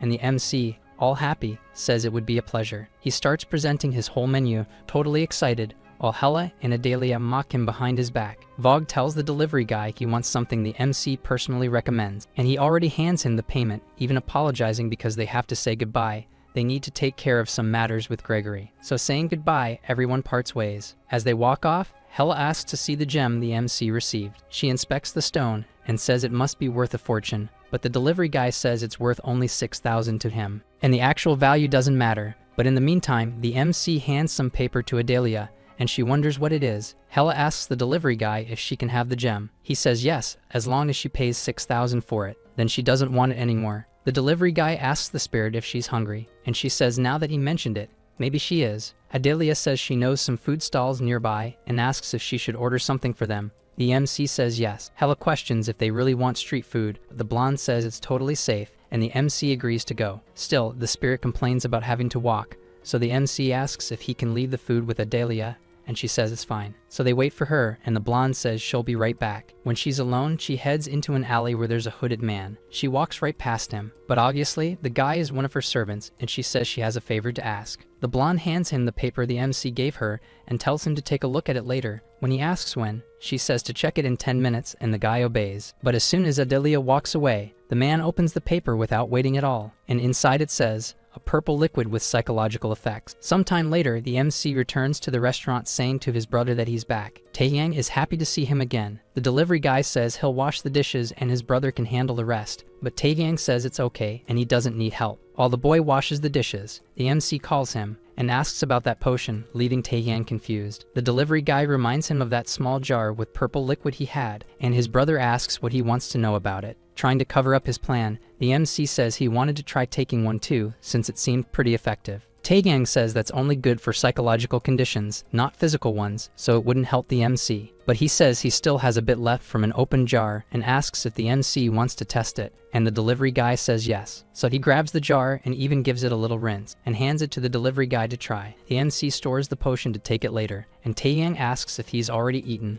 and the delivery guy says he had dinner in the other realm already. The delivery guy says the food over there isn't much different from theirs and shows it to his brother. Taegang says it really isn't that different, and the MC explains that their realm is like medieval Europe. When his brother tastes the food, Taegang gets really happy, saying it's delicious, and the MC says he was also impressed when he first tried it. Then Taenyang says maybe he should make new recipes, and the MC asks why. He says they could expand the menu and even reach wealthier customers, and the MC mocks him asking if he's going to sell caviar. Taehyang says that would be nice, but he'd have to think carefully about it, and the delivery guy asks if he's actually considering it. But the protagonist thinks it's good to see his brother so cheerful again. This while he's holding the potion he received from his brother under the table. Some time later, the delivery guy arrives at the cabin, greeting everyone. Hella and Adelia say hello as well. The MC asks if they're ready to work, and both say yes. The blonde asks where they're going today, and the delivery guy says they're heading to a place called the Stone Wetlands. The MC takes the opportunity to ask Hella if she's ever been there, but the spirit says she's never even heard of it. The delivery guy then asks if she really used to do deliveries, which makes Hella irritated, asking what he means by that. And while the two start arguing, Adelia is there in the middle trying to calm them down. Then on the way to the delivery location, all three are impressed by what they're seeing. It's such a beautiful place that it feels unreal. The MC is fascinated by the green water, and Hella says she's never seen anything like it before, and Adelia asks them to step back a little. The MC and the spirit ask why, and she says she heard that the waters of this realm suck in anyone who touches them. The two don't believe it and think that's crazy. But Adelia says that if the water pulls someone in, that person can't escape anymore, and it even has a toxin that decomposes everything. The delivery guy asks why anyone would live in a dangerous place like this, and Hella says the MC gets scared by everything. The protagonist asks if she's insulting him, and her answer to everything is just yes. But while the two keep arguing, Adelia starts wondering if this is really the right place. Then the delivery guy says Hella said there's no way the artifact could be wrong, but the spirit keeps pestering him and Adelia tries to defuse the situation. Even so, the delivery guy says he doesn't see anything that looks like a house, and Hella sees nothing alive either, so it could be the wrong place. The delivery guy agrees but says they can't go back until they've made their delivery, and the blonde says that's a big problem. However, something strange happens, and in that moment, the MC turns around, defending himself from an attack, telling everyone to stay behind him so they don't get hurt. The stranger yells that they have intruders, and tells the MC that this island belongs to him and his gang, and that the MC should leave or he'll die. The delivery guy and Hella are confused, but they start laughing at the stranger for some reason, and Adelia yells at them not to mock the boy in that situation. The stranger gets scared and asks the two what's so funny, and the MC apologizes to him, trying to hold it in, but the spirit just says she hasn't laughed like that in years. With that, the strange guy threatens the delivery guy, getting closer and saying he won't give another warning. Even so, the MC just swings his sword with an indifferent expression, breaking the guy's spear and leaving him scared. Boasting, the delivery guy says his last battle was against hundreds of knights, and the blonde asks if he's mocking her. The stranger says that if they had more access to steel, humans would be easy targets, and Hella says he's just making excuses. Adelia says that judging by the guy's 3 eyes, he's a Groud, and the MC asks what she's talking about. The blonde says he's from a tribe renowned for their craftsmanship, the Southern Grouds, and they're as amazing as the Northern Dwarves. But after getting annoyed at being compared to a dwarf, the stranger says he'll prove that his tribe is the best. But when the protagonist's ring glows and he says it's the ring of Hephaestus, the stranger already gets scared just hearing that. The special ability called Light of Labor somehow gets activated. Hella says the light is pretty, and the delivery guy says pretty is all the ring is, and Adelia asks why it activated. And while the three are just chatting, the stranger is already kneeling in front of the MC, calling him Lord, and begging not to be killed. Hella asks why he's doing that, but the MC says he doesn't know either, and the blonde tells him to let the boy speak. The guy is nervous, asking for forgiveness for not recognizing the delivery guy, and suddenly calls him Great Apostle. Then sometime later, the Groud is showing his village to the three of them and keeps calling the protagonist Great Apostle. He says his boss will be very happy to meet the protagonist, and the delivery guy wonders who this boss is. Arriving at a tent, the stranger tells his boss that they've arrived, but the boss is a woman who welcomes them both warmly. All excited, the boy says he brought the Apostle of Hephaestus, and the chef thanks him and asks for a moment alone to talk. So the stranger leaves the tent, leaving just the two of them, saying he's looking forward to seeing the MC later. The two girls enter the tent as well, and Hella says the stranger has a personality similar to Selena's. When they sit down, the protagonist tells the chef it's a pleasure to meet her, and the chef says he's always welcome there. The delivery guy asks what this Great Apostle title means, and she explains it's from a prophecy they believed in for generations. The protagonist asks her to explain it better, and Adelia becomes fascinated by this so-called prophecy. The chef says that one day they would be visited by someone with the mark of Hephaestus, and that would mean a new era of war. Their village would once again be filled with the sound of hammers striking metal, and the servants of the god would regain their former glory. And now that the apostle has arrived, it means their days of hunger and poverty are surely coming to an end. With that, Hella says things suddenly got a lot more serious. Then the delivery guy asks what makes her so sure he's the visitor from the prophecy, and she says it's because of his ring. The chef asks if that wasn't forged by a god, and the MC answers that yes, it was, but he knows nothing about it and has no intention of starting a war, and the chef says that it's the will of the god, and what he thinks doesn't matter. Even so, the delivery guy says he doesn't know anything about Hephaestus, but she says the god chose him to carry out his will. With that, an argument starts, and the MC asks how he's supposed to carry out a god's will if he doesn't even know what it means. And the old woman says he doesn't need to understand the plans of the gods, because he only needs to fulfill their wishes. Then the two of them stare each other down, and the protagonist stands up, thanking the chef for her hospitality,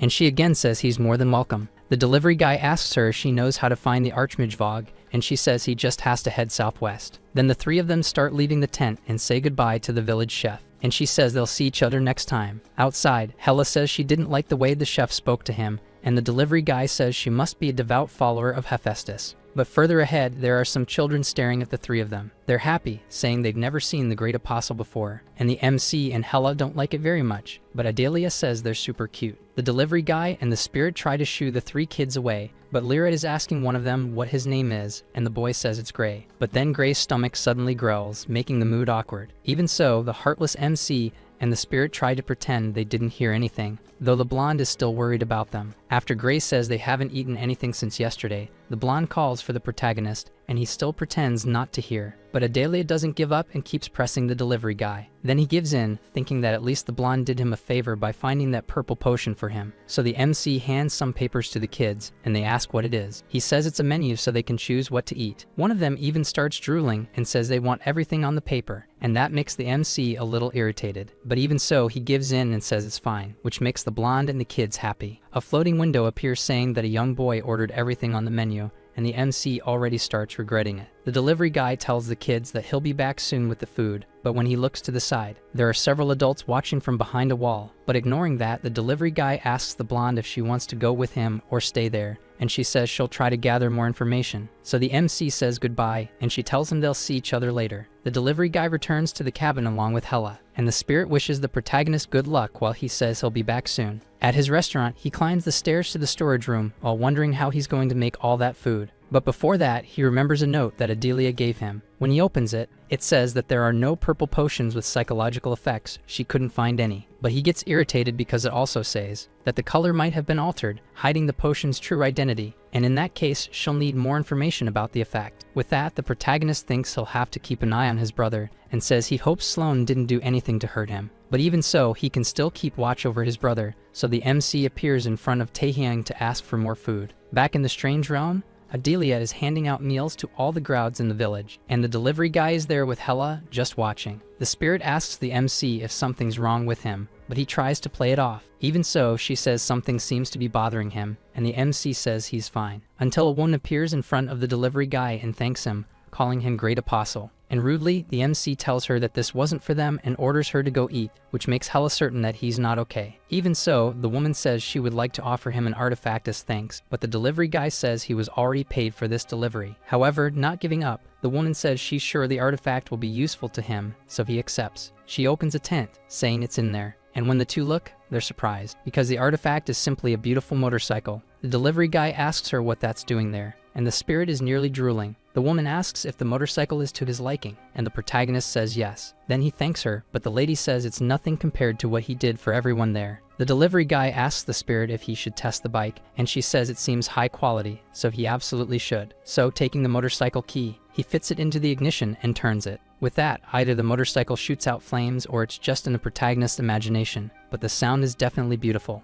The MC says the motorcycle producing fire when turned on is incredible, and Hella says it reminds her of the one she used to ride. And she explains that the MC can use either his scooter or this motorcycle. He just has to turn the key while thinking about which one he wants. The delivery guy likes how simple that is, so he goes to the lady to thank her for the motorcycle. The scene shifts to the delivery guy asking the blonde if she already handed out all the food, and she says she was just finishing organizing everything, and Hella says she's always very organized. Then the delivery guy says they should move on now. With that, the three of them say goodbye to the village as everyone wishes them a good trip. In the forest, Adelia questions if they really had to leave so soon, but the MC says they have a deadline to meet, and says it's her fault they're running late, which makes the blonde irritated. She asks if he means to say she was wrong for wanting to feed those people, but the delivery guy pretends not to hear. But she keeps arguing, and he loses it and asks if she has any idea how much his brother had to work to make all that food. She says no, because he never tells her anything, but the delivery guy gets angry, saying she didn't help at all, so she should stay quiet. Adelia says that as an aristocrat she must always help the needy, but the MC brings up the situation with Selena and Apicius. With that, the blonde tells him to be careful with his words, but the MC tells her to watch her own words and asks why she didn't do anything in front of her father, because playing saint in front of the poor is easy. And when she tries to speak,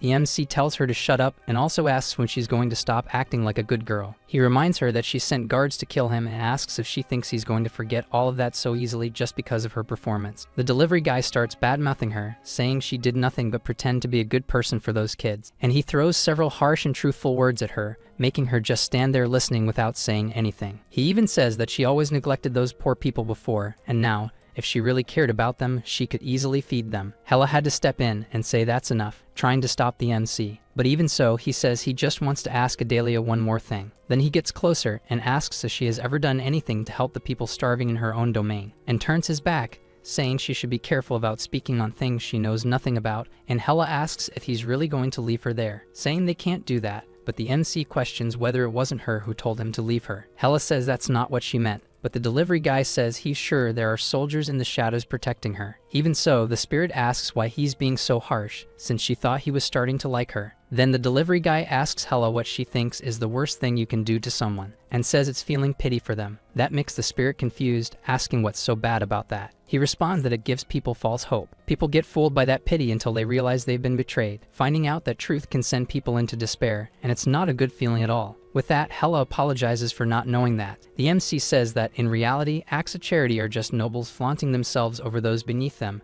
and that's horrible. But he covers his face, apologizing for saying so much, and the spirit tries to comfort him. Feeling regretful, he says he shouldn't blame people who try to help, since that's not an obligation. Then after comforting him, Hella says they should wait a bit longer before casting Adelia aside. It's better for them that way, and the delivery guy agrees. But then they hear a scream and wonder what's happening. Looking at the blonde, there's a giant totem in front of her. The delivery guy asks what she's doing and tells her to run, but the girl is so scared she's practically frozen. However, some guards appear to protect Adelia, which doesn't help at all since one of them is already crushed by a single blow. The creature took a nap on the job, but the monster isn't done and attacks again. Then the MC tells the blonde to get out of there, until an explosion goes off, which seems to have no effect on the monster. The protagonist tells Hella to grab the motorcycle key, so she does, and hands it to the delivery guy. He twirls the key in the air, thinking about the new bike he received. It appears in front of him, and the MC is desperate because of the blonde. His sword glows as he swings it, and a strike hits the monster, creating another explosion and sending Adelia flying away from the totem. The delivery guy is on the motorcycle and tells the blonde to hop on too as she wants to live. After getting on, she asks the MC if the monster was killed, but he says that explosion wasn't his doing. Then from the smoke, the totem reappears behind them,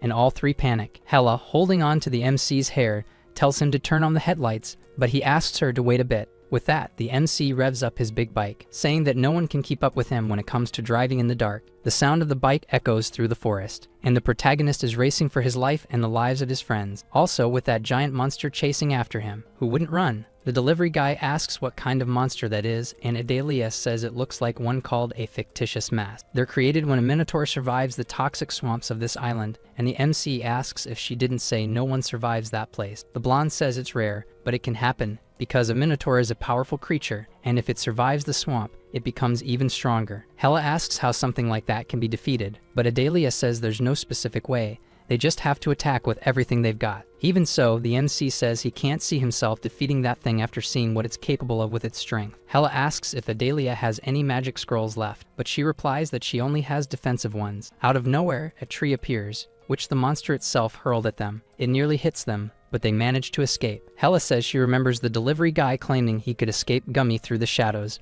but the MC tries to deflect, saying he could easily escape if he knew this area well. And the red-haired girl says she doesn't want to use her power, but Adelia asks if she can do anything. and the MC asks if she's just waiting for them to die so she can do something to save herself. Then Hella says this boost might work, but not for long, and she starts forming a fireball. With that, the motorcycle starts getting engulfed in flames, a skull symbol appears, and the bike gets much faster, and the MC asks how she did that. While they use the speed to create some distance from the monster, Hella says it won't last long, and the delivery guy asks how much time they've got. She says maybe 10 seconds. With that, the protagonist accelerates the bike even more and starts taking a different route. The blonde asks what he's doing, and he says there's only one thing they can do to survive. And with that, they head straight toward the monster. The delivery guy grabs his sword forged by Hephaestus, but when they get close to the monster, it attacks. Even so, the MC manages to dodge the blow and takes his chance to strike, landing back on solid ground. However, the monster doesn't seem to have taken much damage from the hit to its stomach.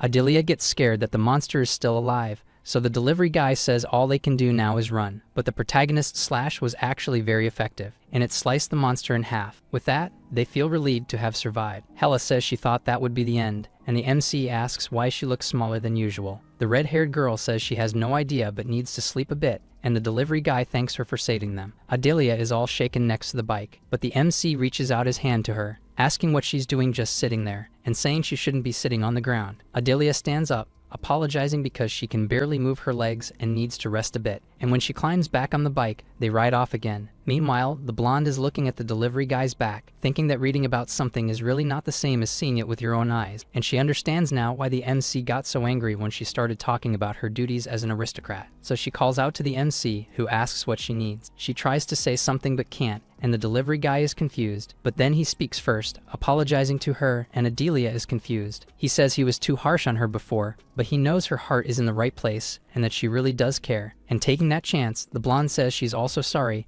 and the delivery guy accepts her apology. Until they arrive at a strange place and the protagonist says that trunk is huge. Instead of getting off the bike, the two of them smartly start climbing the tree while still on the motorcycle, until they quickly reach a door. The protagonist knocks on it, asking if anyone's there. But just like at Archmage Gregory's castle, this wooden door opens on its own. Inside, the delivery guy asks the other Archmage if self-opening doors are something all people like him need in their homes. However, as they go down some stairs, Vogue asks if something happened to them. The protagonist says they had to run from a monster, and when Adelia says it was a gummy monster, Vogue is surprised. Even so, the Archmage asks if they remembered to collect the artifact, and the blonde says they didn't have time for that. Then Vogue says that's a shame, and Adelia gets confused. He explains that a monster like that is one of the ingredients needed to make a perfect blessing, and when the blonde asks what he means, the Archmage says it's a medicine that can heal all wounds and diseases. Surprising Vogue, the MC grabs his hands, and after asking what's wrong with the delivery guy, the protagonist responds by asking if he can buy that perfect blessing from him. Then the scene shifts to a table with a box full of jewels. The protagonist is asking if those are enough for him to buy the medicine. While Vogue is thinking, the delivery guy says he received those gems from the accountant Benzeli and the Archmage Gregory, and Adelia confirms it. Vogue says he believes him,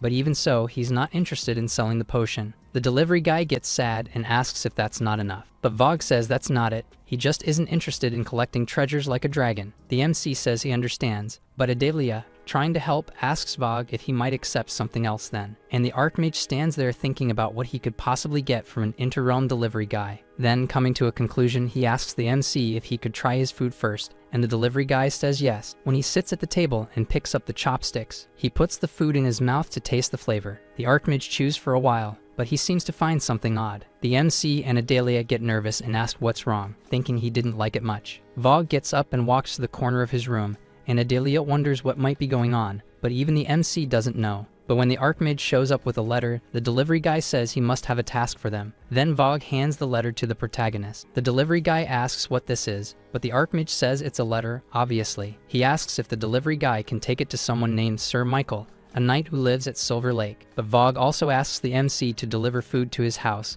and the delivery guy already pulls out his menu, asking what he should bring. Looking at the paper, a floating window appears saying that Vogue ordered fried rice and a medium order of chicken, with a delivery time limit of 5 hours. The Archmage asks if the protagonist can add a soup to that same order too, and he'll pay for both together. The MC says yes and asks Adelia what she'll do, and the girl replies that she'll stay there. So the two of them say their goodbyes. When the blonde and Vogue are alone, he asks if she'd like some tea while she waits, and she says yes, but but also wants to ask him something. She says that ever since Vogue said he invented the cure for everything, she's been wondering how much he knows about human psychology. But the scene shifts to the delivery guy going up the warehouse stairs, saying he needs the blessing for his brother. Only then does he notice the time in his own realm, and he thinks there doesn't seem to be a time difference between the worlds. He even stops to appreciate the view, but he remembers what he saw earlier, those shadow knights dying. With that, he can't take it and starts vomiting. Everything spills onto the floor. After he's done throwing up, he still feels terrible. His hands won't stop shaking, but he tries to tell himself it's okay and that what happened isn't his fault. He didn't kill them,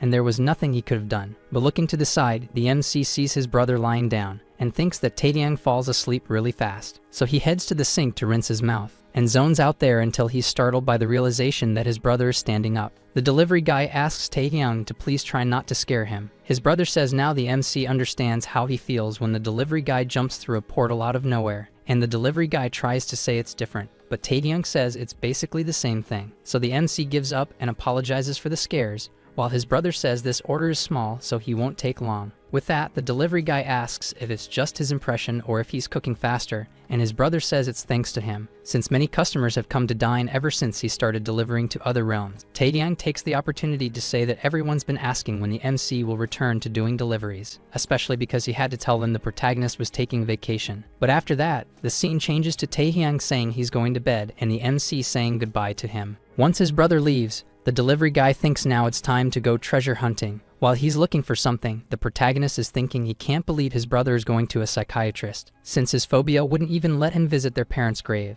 Taeyang must have figured out that the MC realized he was lying, and that's why he needs to find that potion of his now before his brother hides it too well. And the delivery guy wonders, if he were Taeyang, where would he hide the potion? Until he notices a box. The protagonist crouches down, wondering if that was always there. And when he opens it, there are about 15 vials inside. He gets excited for having found it. But surprisingly, his brother came back and appeared behind him. The delivery guy says he thought he had already left, but Taeyang says he forgot to do a few things. And with a threatening look, he asks the MC what he's doing there. The delivery guy replies that he realized his brother still had work to do for tomorrow, so he decided to help. Taeyang says he didn't need to do that, but the MC says he felt bad that Taeyang was so busy because of him. Then his brother asks what the protagonist was looking for in that box, and the MC says he was just checking what was inside and asks if that's the stuff Taeyang's psychiatrist gave him. Taeyang says yes, that's it, and he keeps the box so he doesn't have to go buy another dose when he needs one. He sets a limit of 5 vials per day so it won't interfere with his work, and the delivery guy says he's very responsible. His brother asks if the protagonist wants another one, but he says he doesn't need it because he still has the one he took before. Then Taeyang asks if it worked for him,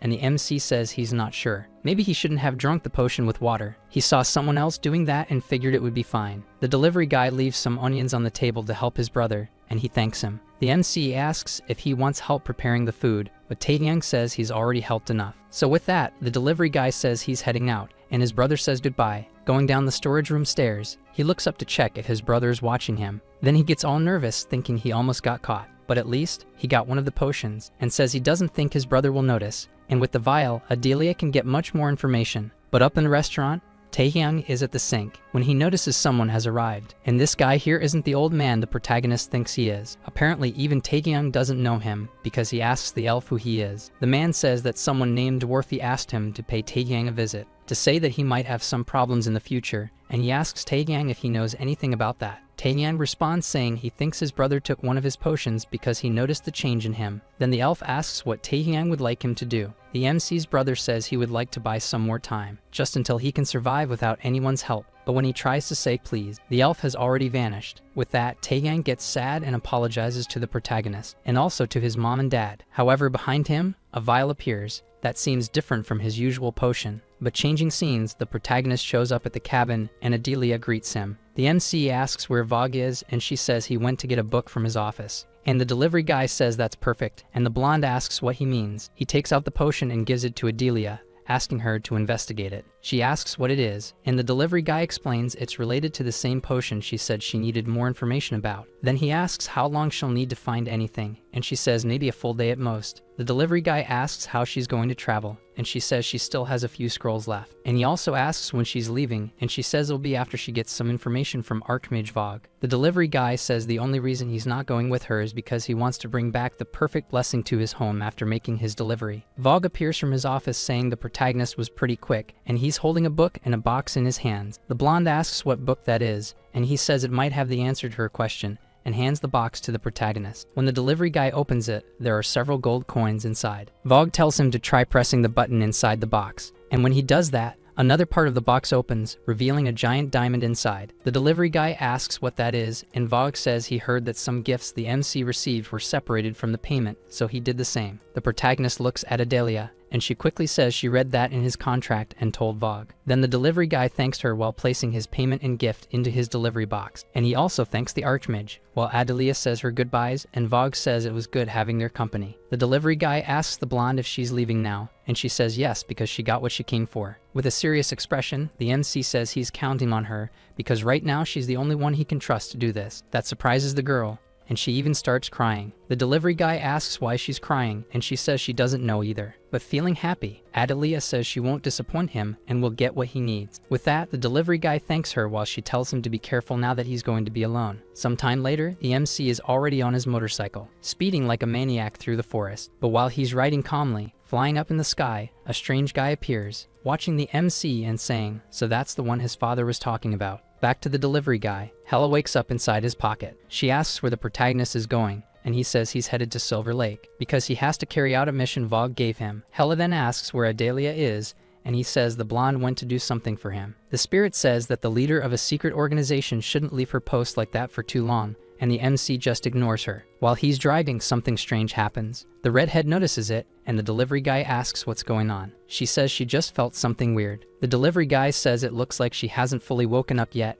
and Hella says maybe that's it. But then they both get spooked, because there's a very thick fog ahead of them. The protagonist asks what that is, and Hella says it must be the weird thing she was sensing earlier. Ahead of all that fog, some structures appear, and in the center, there seems to be a giant stadium. As they get closer, the delivery guy asks if Hella really wants to approach, and she says it's the best thing to do. It looks like they accidentally entered a dungeon, and maybe only by defeating its boss can they get out. She explains that this type of dungeon is a special space where you can only leave by meeting certain conditions. As the two pass through a pathway, Hella asks if the delivery guy is looking for something, saying the entrance is right in front of him. But even so, the protagonist keeps looking around every corner, until he says he found what he was looking for, and Hella is confused. She asks what he's doing circling the place, and he says he just wants to check everything first. The delivery guy looks down and says that maybe the boss only shows up when someone steps down there, and the red-haired spirit agrees. Even so, he says he doesn't want to go down because it looks like a trap, so she mocks him, telling him to set up camp there. With that, the delivery guy goes down and asks Hella if she thinks they'll need to fight,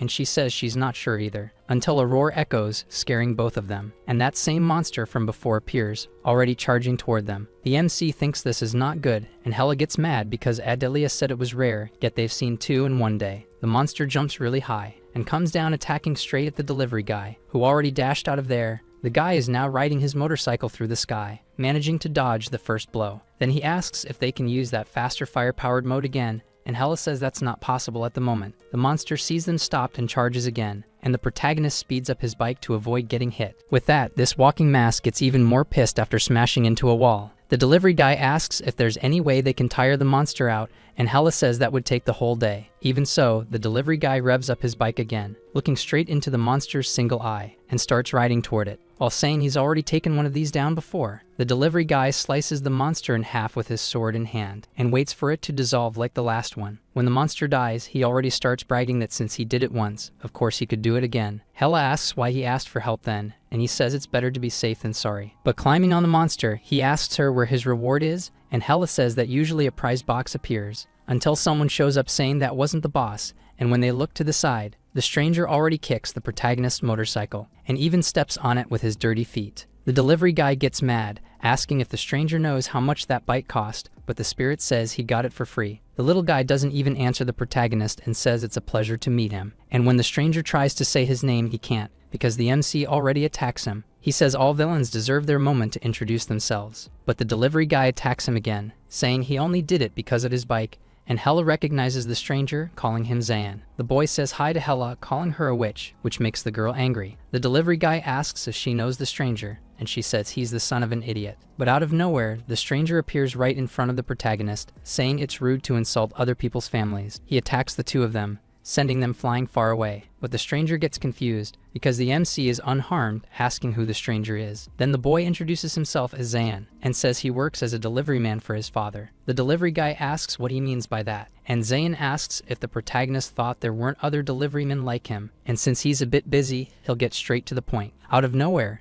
a mini portal appears with a sword coming out behind Zayn, saying he wants to see which of their swords is superior. This is the sword of Wayland, the god of blacksmiths, and the protagonist tells Hella to get back inside his pocket, but she asks him to be careful with that sword. With that, Zayn considers him ready, and already attacks with a smile on his face, but the protagonist defends himself. After putting some distance between them, Zayn is surprised the delivery guy has the sword of Hephaestus and says it's holding up really well, and the protagonist, a bit shaken, tells him to give up because his sword is unbreakable and he'll never get his hands on it. Even so, the maniac keeps attacking the delivery guy while smiling, because he says there's one word nobody can trust, and that word is never. The MC then defends himself with his delivery box, and Zayn says he also has another incredible artifact, and the delivery guy says those artifacts have gotten him out of many dangerous situations, but the lunatic asks if he hasn't made that many deliveries with them yet. While kicking the poor protagonist in the ribs, Hella is watching everything and starts getting worried. The poor guy flew several meters away, and Zayn approaches Hella, asking where she thinks she's going, while she asks if the protagonist is still alive. But everything in front of her is just smoke. She gets worried, but Zayn reminds her that the delivery guy has artifacts that can bring him back to life. She gets angry and calls him an idiot, and grows in size to attack him while telling him to leave. But Zayn dodges, apologizing because he doesn't plan to leave before his father's ambitions are fulfilled. However, out of nowhere, Daddy's boy is all cut up. The delivery guy appeared, slashing Zayn and telling him to go back to his dad and stop bothering them. Hella gets happy and asks if the protagonist is okay, and he says he's doing alright. Out of nowhere, the head speaks, asking if the protagonist always has hidden abilities, and the girl tells him to shut up. Zayn starts floating, saying he can't believe he let a human separate his body from his head, and the protagonist says he's also human, but the boy says he hates humans. The delivery guy says that if Zayn hates himself so much, then he should just jump off a high place without a parachute. But Zayn says he became a delivery man to be accepted by his father's species. The protagonist is confused by that, and Adalia says his father must be an elf or something like that. With that, Zayn says Hella isn't too far off, and asks the protagonist why he became an inter-realm delivery man too. The delivery guy asks why he should tell them that, and Zayn says he's just curious since they're co-workers, but the MC wants nothing to do with this co-worker talk after almost being killed. So he tells Zayn to get them out of this dungeon or he'll disconnect his superior from his body again. Zayn stands there thinking, until he says he's afraid he can't do that. The delivery guy asks why, and Hella already replies it's because the guy is crazy. Then a floating window appears in front of the MC saying that Zayn challenges him to a duel, and he only needs to touch Zayn to win. But the protagonist says the window didn't explain how he could lose this challenge, and the boy says he loses if he gives up. And if he wins, the MC will get a list to choose which artifact he wants to receive from Zayn. With everything explained, the delivery guy says he's ready. Hella warns the protagonist not to underestimate his opponent, because last time he went easy on him, but the delivery guy says he knows that and only accepted the duel because he has a card up his sleeve. Right after that, the MC strikes first. Hella asks if he landed the hit, and the delivery guy says he doesn't think so. As the smoke clears, Zayn appears saying it was a good idea to attack first, however. Doing that means nothing when it's against someone obviously more powerful than him. The delivery guy is hit by a spell, but Hella reassures him, saying he can defend against that. Even so, Zayn tells him to try then. With that, the protagonist tries to absorb the spell, and wonders if it's going to work. But the scene changes to another place. Adalia is there, a bit nervous. She's reading a paper, thinking that all those side effects written there seem really bad. So that potion Taehyung takes could, in the worst case scenario, make him forget the protagonist entirely. Back to the fight between the delivery guy and Zayn. The dodge ability has activated, and while the other delivery guy is completely calm, the protagonist is a nervous wreck. Zayn asks if that's the best he can do, and charges forward quickly to attack the MC. He activates an assassination technique, summoning Hungry Fangs to strike the delivery guy. This sends him flying again. Hella, by his side, gets worried and asks if he's okay, and after the MC says he is, she says she really thought that was the end of him. Zayn asks if he's going to give up now, and the protagonist replies only when he's actually in a coffin. Then, as the delivery guy tries to talk to Hella, the boy attacks him again, saying it'll be an honor to give him his first taste of defeat. With that, the delivery guy is terrified as he's slashed in half. Hella gets worried again, while the protagonist falls to the ground, dropping his sword. The girl tries to lift him up, asking if he's still alive, while Zayn thinks the MC is a disappointment and starts wondering why Sloan even hired the protagonist. But by then, a sword is already in his back. The delivery guy shows up saying he's not done with him yet, and Zayn is once again a bit surprised. The MC switches the sword to his other hand and tries to strike his opponent, who dodges by moving backward. When the protagonist returns to Hela, she worriedly says he should have told her he was planning to resurrect himself. Zion says that resurrection artifact of his is a pain, and the delivery guy calls him jealous. And while he's attacking the protagonist, he says he doesn't feel jealous of anything. With that, the delivery guy pushes Hela to the side, and she asks what he's doing. The protagonist takes his stance and swings his sword towards Zion. Surprised, the boy says that actually seems a little dangerous, but he easily dodges the attack and counterattacks the protagonist. Then he says he thought that was the MC's strongest move, and that's a shame.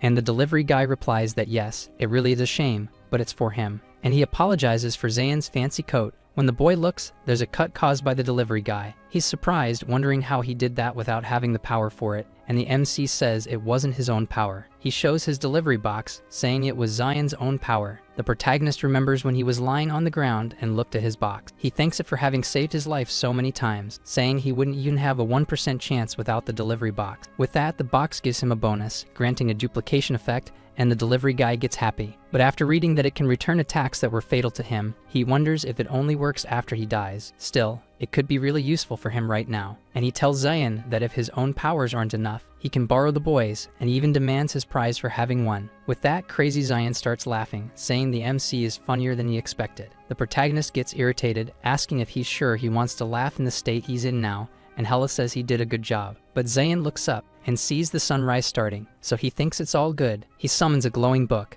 which surprises both the MC and Hela. The delivery guy gets irritated, and Hela says they fell for Zayn's trick. The boy suddenly calls the two of them dear customers, and asks how he can help them now. But a little while later, the MC is with his ring, pouring a red liquid over it. The red-haired girl is fascinated by the glow it produces, and that blood improved the ring's attributes. But Zayn shows up, handing something else to Hela, and she asks what it is. He mocks her, saying it's something that can help her become more spiritual, and Hela asks what he means by that. The MC then asks if he can take a look, and she agrees immediately. But Zayn just says his work there is done. Then switching locations, the boy tells the MC he doesn't seem very surprised, and the delivery guy says he's seen too much to be surprised by that. The boy says that tent will help the protagonist recover his strength and can also keep them hidden. And Hela asks if he cleaned the tent first, but the boy disappears instantly. Then the protagonist says they should get some rest now, and the spirit agrees, saying it's already late. However, up in the sky, Zayn is still there, saying to his father that this should be enough time gained for Taehyung. And the warehouse appears, with the spot where the potion box should have been now empty. Changing scenes back to Adelia, she's holding a book, until she looks behind her and sees some candles. The blonde gets stressed when someone shows up asking why she doesn't stop to rest. She says she hasn't gotten as much information as she expected, so she still has a lot of work to do, and asks the boy if he has all the supplies they need, and the guy says he has everything except the blessing. Then a girl who's also part of the shadows shows up, saying the accountant is calling for her, and she says she's on her way. Then she opens the door to leave the library and starts walking down the hallway. At one of the windows, there's a very strong glare from the sunlight, which hurts her eyes because she hasn't slept in a while. She says she can't believe she stayed up all night. She also says the protagonist must already be at the lake he was heading to, and she wishes she could go there too, to see the Holy Knights expedition. But she says she hopes the delivery guy is still there so she can go too,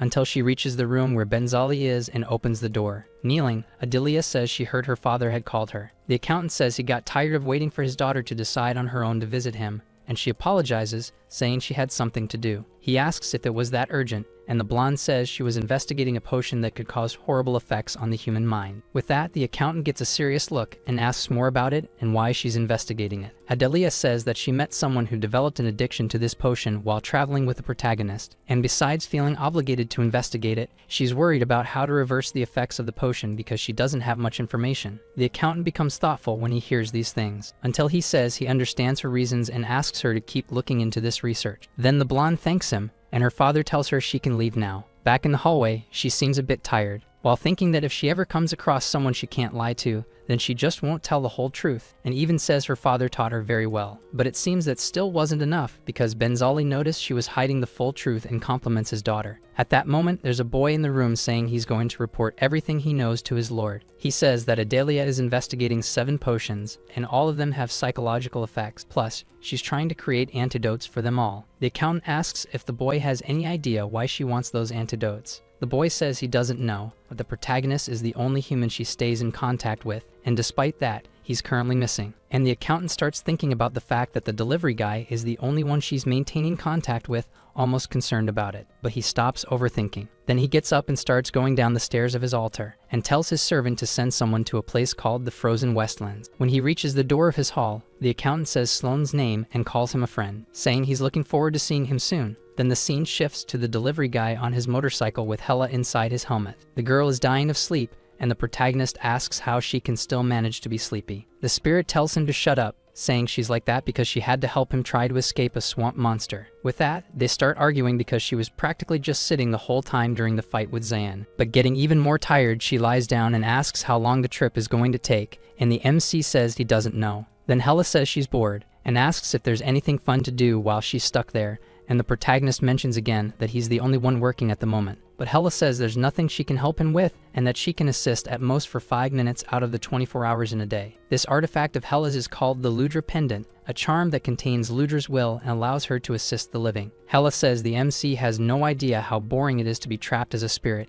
and the MC asks if that's why she keeps trying to kill him, and says she actually looks happy to have that pendant. But then the delivery guy notices something, and Hella asks what's wrong. He hits the brakes on his motorcycle, stopping in the middle of the path, and the spirit asks what's going on. When she looks ahead, she's surprised and asks what happened there, but the MC says there's no way he could know, until they hear some noises and the delivery guy asks if there are people over there. Then he puts on his helmet and tells Hella to hold on tight. With that, he speeds up his bike as fast as he can. When they reach the spot further ahead, both of them are shocked by what they see. Some people are being attacked by something, and that woman is their captain, saying they can't give up, and everyone obeys her. Their enemy is simply this cute little flower here. This lovely plant attacks again with a specific target in mind, and its target is the person with a shield, which doesn't help her much in defending against the monster's strength. But because of that, another knight manages to slice off a part of the monster, telling the knight who got attacked to pull herself together, or she'll meet Jesus. With the woman's slash, the monster begins to feel pain and lets out a scream. The MC asks Hella if they should help a little, and the spirit says no, because they seem to be handling it, and he might end up getting in the way if he tries something now. But even so, the MC draws his sword just in case. Meanwhile, the captain knight is giving instructions to the others on what to do,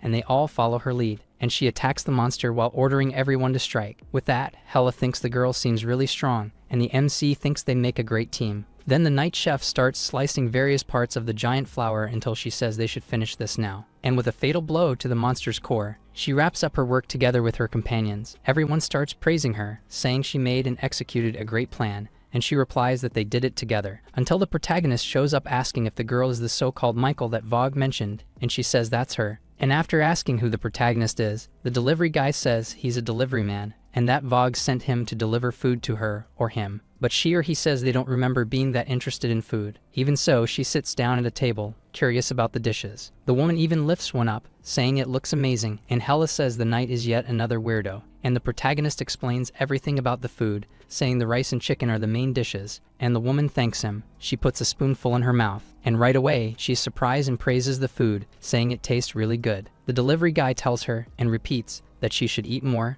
and Hella asks if he's become her mom now. So the woman just tilts the plate and eats it all up with her hand, until she finishes and says the meal was really cooked to perfection. The knight thanks the protagonist, and he says he's glad she liked it, while Hella mentions it only took her 3 minutes to eat everything. The woman says she doesn't have any money at the moment, but can give him her sword, and the protagonist is confused. She says it's a bit worn out, but this sword has helped her so many times that it's definitely good enough. The protagonist says Vogue already paid and that he's just happy she enjoyed the food, and the knight says the pleasure was all hers. Meanwhile, Hella is thinking that the two of them are really weird. They get up from the table, and the woman asks if the MC has any plans afterward, and he says no. Then she asks if it'd be okay to ask him for more food sometime, and Hella calls the MC an idiot for thinking it might be a date. The knight tells the delivery guy that her knights haven't eaten in a while, but suddenly there's an explosion. The entire camp starts catching fire, and the woman immediately starts running toward the camp, but tells the delivery guy to stay back because it looks dangerous. With that, the protagonist wonders if they'll ever get a moment of peace, and Hella asks if he really thinks life is that easy. Then she asks if the delivery guy's not going to go check it out, and he says the knight asked them to stay put. Even so, the spirit says she's not their mom and they don't have to obey her,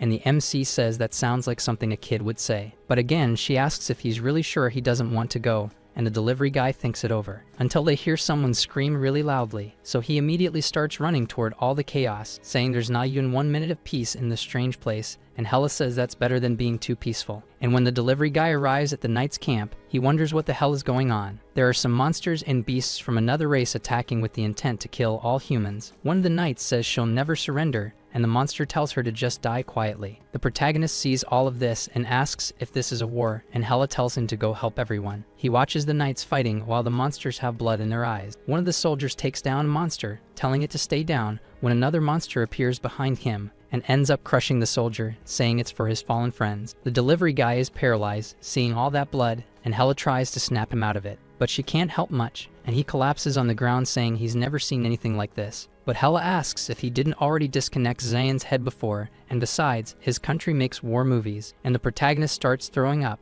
and the spirit gets even more worried. Then when he's done, she asks if he's feeling better now, and says she's going on ahead. Now that she's got more energy after resting plenty, the girl starts getting ready. As she summons some flames, she says it's showtime. But out of nowhere, a strong light appears behind her and she looks confused. Thinking it might be some kind of ambush, she turns around, excited to fight. But it's just the protagonist creating that light. Hella asks what he's doing, but he tells her not to make him talk or he might throw up again. Then she asks why he used light magic when it's still daytime, and the delivery guy says he was just putting everyone to work. She looks confused and asks what he means, but when she turns around, everyone is working because of one of the effects of Hephaestus' ring, which makes everyone stop what they're doing to start working. One of the monsters even offers a towel to a knight, saying he deserves a break, and the soldier thanks him. The head knight keeps giving orders, saying the orcs will handle the main tasks and the humans will assist. Hella looks around confused and asks if she's seeing things or going crazy, while the poor delivery guy throws up. There's even an orc and a human leaning on each other, because they're just too tired. Even though she's exhausted, the head knight says at least they managed to end that battle without many losses, and she thanks the protagonist. He replies saying he's happy to hear that. Looking ahead, everything's good as new, like nothing happened, because everyone worked together to fix it all.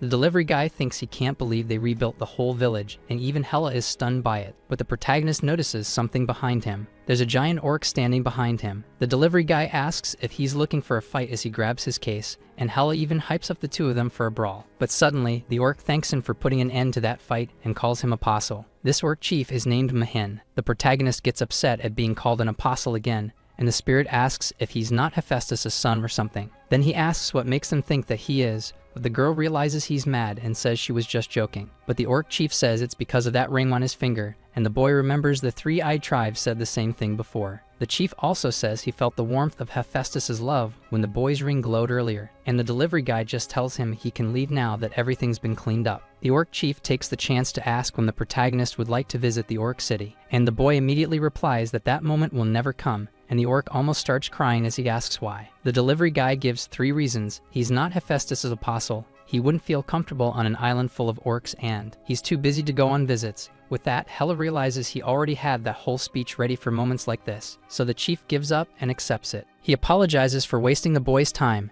until the night woman appears calling him. She says he should give the orcs a chance, and confused, he asks if they weren't just busy killing each other a while ago. The knight still tries to convince the protagonist, but she fails and says she won't push it. The boy thanks her for that. The woman asks if she can make another request, and the delivery guy says he'll pick the menu for her. After she says she needs food for an entire group, the boy makes the best recommendations. Once he's done choosing, she thanks the boy, who says it might take a little while, because he has to finish doing something else first, and the knight says that's fine, and he thanks her for understanding. Then after saying their goodbyes, the protagonist heads back to the cabin with Hella. She says goodbye to him, saying they'll see each other later. That's when the old man Teja shows up, saying hi to the boy. The spirit, still nearby, asks why he's acting so surprised to see the two of them, but ignoring the girl, Teja talks directly to the MC, asking if the boy was looking for him. The delivery guy asks how he knew that, and the old man says that if people live long enough, they gain the power to see the future. The caretaker asks if he can take a look at the boy's earnings, and he says yes. The table is full of jewels and treasures. Even he is impressed, because all of that had been sitting in the delivery box, and he had already forgotten about it. The caretaker pays him for 6 deliveries, but tells the MC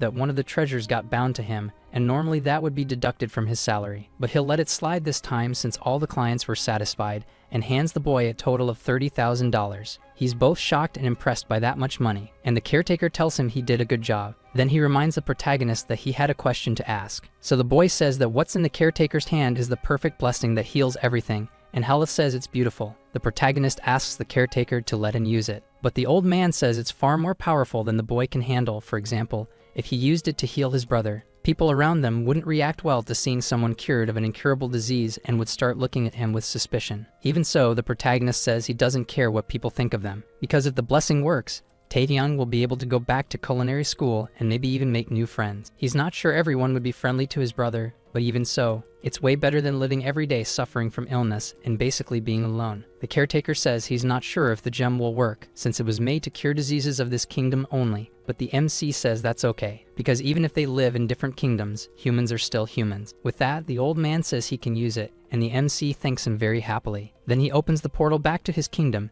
and says goodbye to the caretaker and Hella. The girl once again says she'll see him later. After the protagonist leaves, Hella asks what the old man is thinking of doing. Why did he let the boy get rid of his only weakness? Even so, the caretaker plays dumb and says he doesn't understand. Then the spirit gets angry and grabs the caretaker by the collar, saying that if Taehyung gets healed, the protagonist won't have any reason to keep working with them anymore. But pulling Hella's hand off his clothes, he says he's not sure the boy won't have any more reasons. And as he throws her down, the old man says he's sure what she needs is to cool that hot head of hers. The old man gets mad, saying it's fine for her to ask for help if she doesn't understand something, but he's not obligated to be her teacher. With that, she gets even angrier and calls him a bastard. She conjures fire magic to attack the caretaker. But obviously, the old man is overpowered and puts her back on the ground, throwing in her face that she always knew what the boy was going through, but never tried to help him with it, and the girl responds by asking what he's planning now. And with a wicked smile, the caretaker replies that he's just respecting the protagonist's choices, that's all. Then back at the restaurant, Taehyung is asking if he really needs to eat that. The protagonist says yes, because it will heal him, but Taehyung says it looks kind of creepy, to be honest. The delivery guy says it's okay to eat because it was made by a very famous archmage. Even so, his brother says it's too big for him to swallow and asks how he's supposed to do it.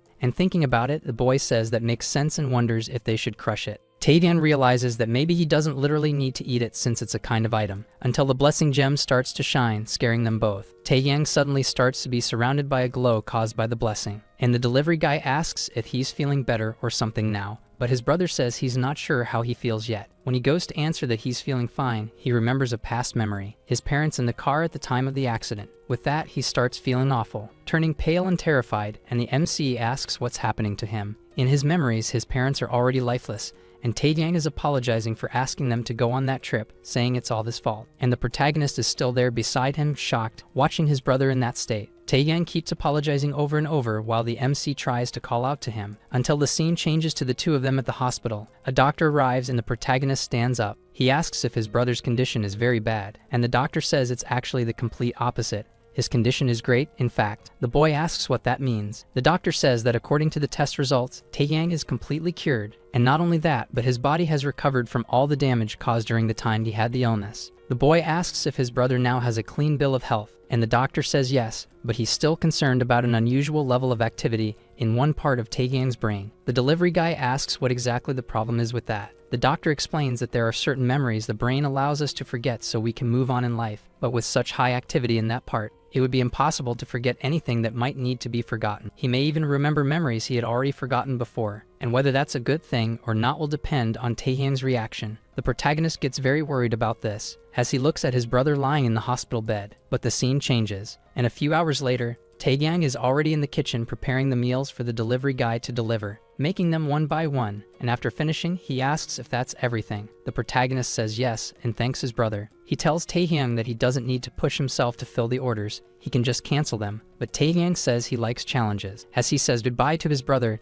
the MC tells him to eat well, and Taehyung tells him not to worry so much. And after the delivery guy leaves, he heads straight to the table to vomit from how awful he's feeling. After throwing everything up, he goes somewhere else. Arriving at his house, he heads to his room, looking for a case, which has those potion vials. Taehyung opens one to drink, and after finishing it, he throws the bottle away. After all that, the boy sits in the corner of his room. He remembers his parents on the day of the accident, all excited for the trip. He keeps wondering why he's remembering all these things from the past. But then suddenly someone knocks on his door, and he goes to answer it, wondering who it is. When he opens the door, it's Zayn saying he came to grant him a wish. Taegang looks confused and asks what that means, but Zayn explains that his father sent him to give Taegang anything he desires. And showing a notebook, Zayn says that if he sees something he likes, he's willing to sell it for a reasonable price. Taegang asks what he means by reasonable price, but Zayn says it depends on the item he chooses. He asks what Zayn recommends for getting rid of certain memories, and Zayn says he's got the perfect product for him. He shows him the sketch, saying it's 5 times more effective than the potion he's currently taking. But he'll have to wait a few days because they're out of stock at the moment, and Taegang says that's not a problem. He asks how much it will cost, and Zayn says he'll give him a good discount. Making a hand gesture that's considered offensive in Brazil, he asks if Taegang is interested at that price. And after thinking it over, he finally says he'll buy the potion. Then the scene shifts to the protagonist returning to the cabin. Hela is sitting there, and since the place is a mess, the MC asks what happened there. The cabin is completely wrecked with signs of a fight. Even so, Hela says nothing happened, and the MC asks why she's lying to him. He asks her to tell him the truth, asking if someone came to see her, but the girl denies it again. Then she asks what happened that made him take so long to come back, but the delivery guy avoids answering that. So Hela asks if he's okay, and the MC says he just took a while to wake up from his nap. Then the two decide to get up to start working. Hela asks if they're going to the Silver Lake today, and the protagonist says yes. But when he looks closely around the cabin, the entire place is a total mess, and he still doesn't believe anything serious happened there. He even takes the opportunity to tease the girl, saying she must have way too much free time to pull that off in one night. But when they arrive at the kingdom where they're supposed to make the delivery,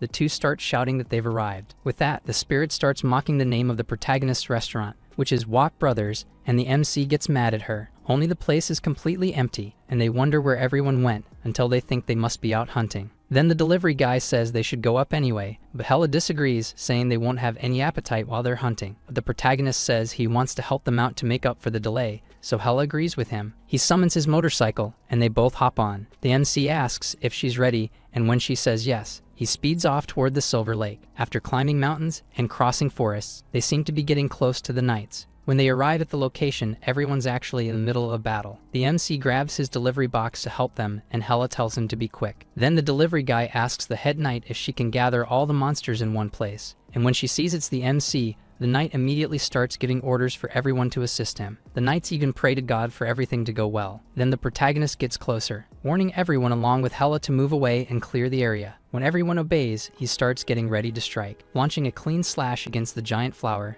cutting it in half. With that, he sheathes his sword, saying he's getting the hang of this stuff, and Hela says he's more of a monster than the monster itself. The knight walks up to the MC to thank him for the help, and the boy says she doesn't need to thank him. But then another one of the same monsters they just defeated appears, and the two immediately take a battle stance to defend themselves while the spirit looks scared. The knight commands all her shield soldiers to form up, but then she notices something different. It's the ogres from earlier who came there to help the protagonist too, since he's the great apostle. The knight and Hela are really happy with the help, but the MC is still trying to wrap his head around what's going on. All the ogres begin to attack, thus starting another battle, which ends quickly with the MC killing the last one. He even asks if there are any more, but Hela says she hopes so. On their side, the knight is thanking the ogre chief for the help, and he's happy to have assisted. But seeing that, the MC wonders what happened between those two to make them so friendly with each other. And Hela replies that they seem united because they're both religious fanatics. But with a sudden flash of light, the protagonist gets alert again, asking what it is now. Turns out it's just Adelia showing up after a few days. So the two of them are relieved, and the delivery guy says she took her sweet time,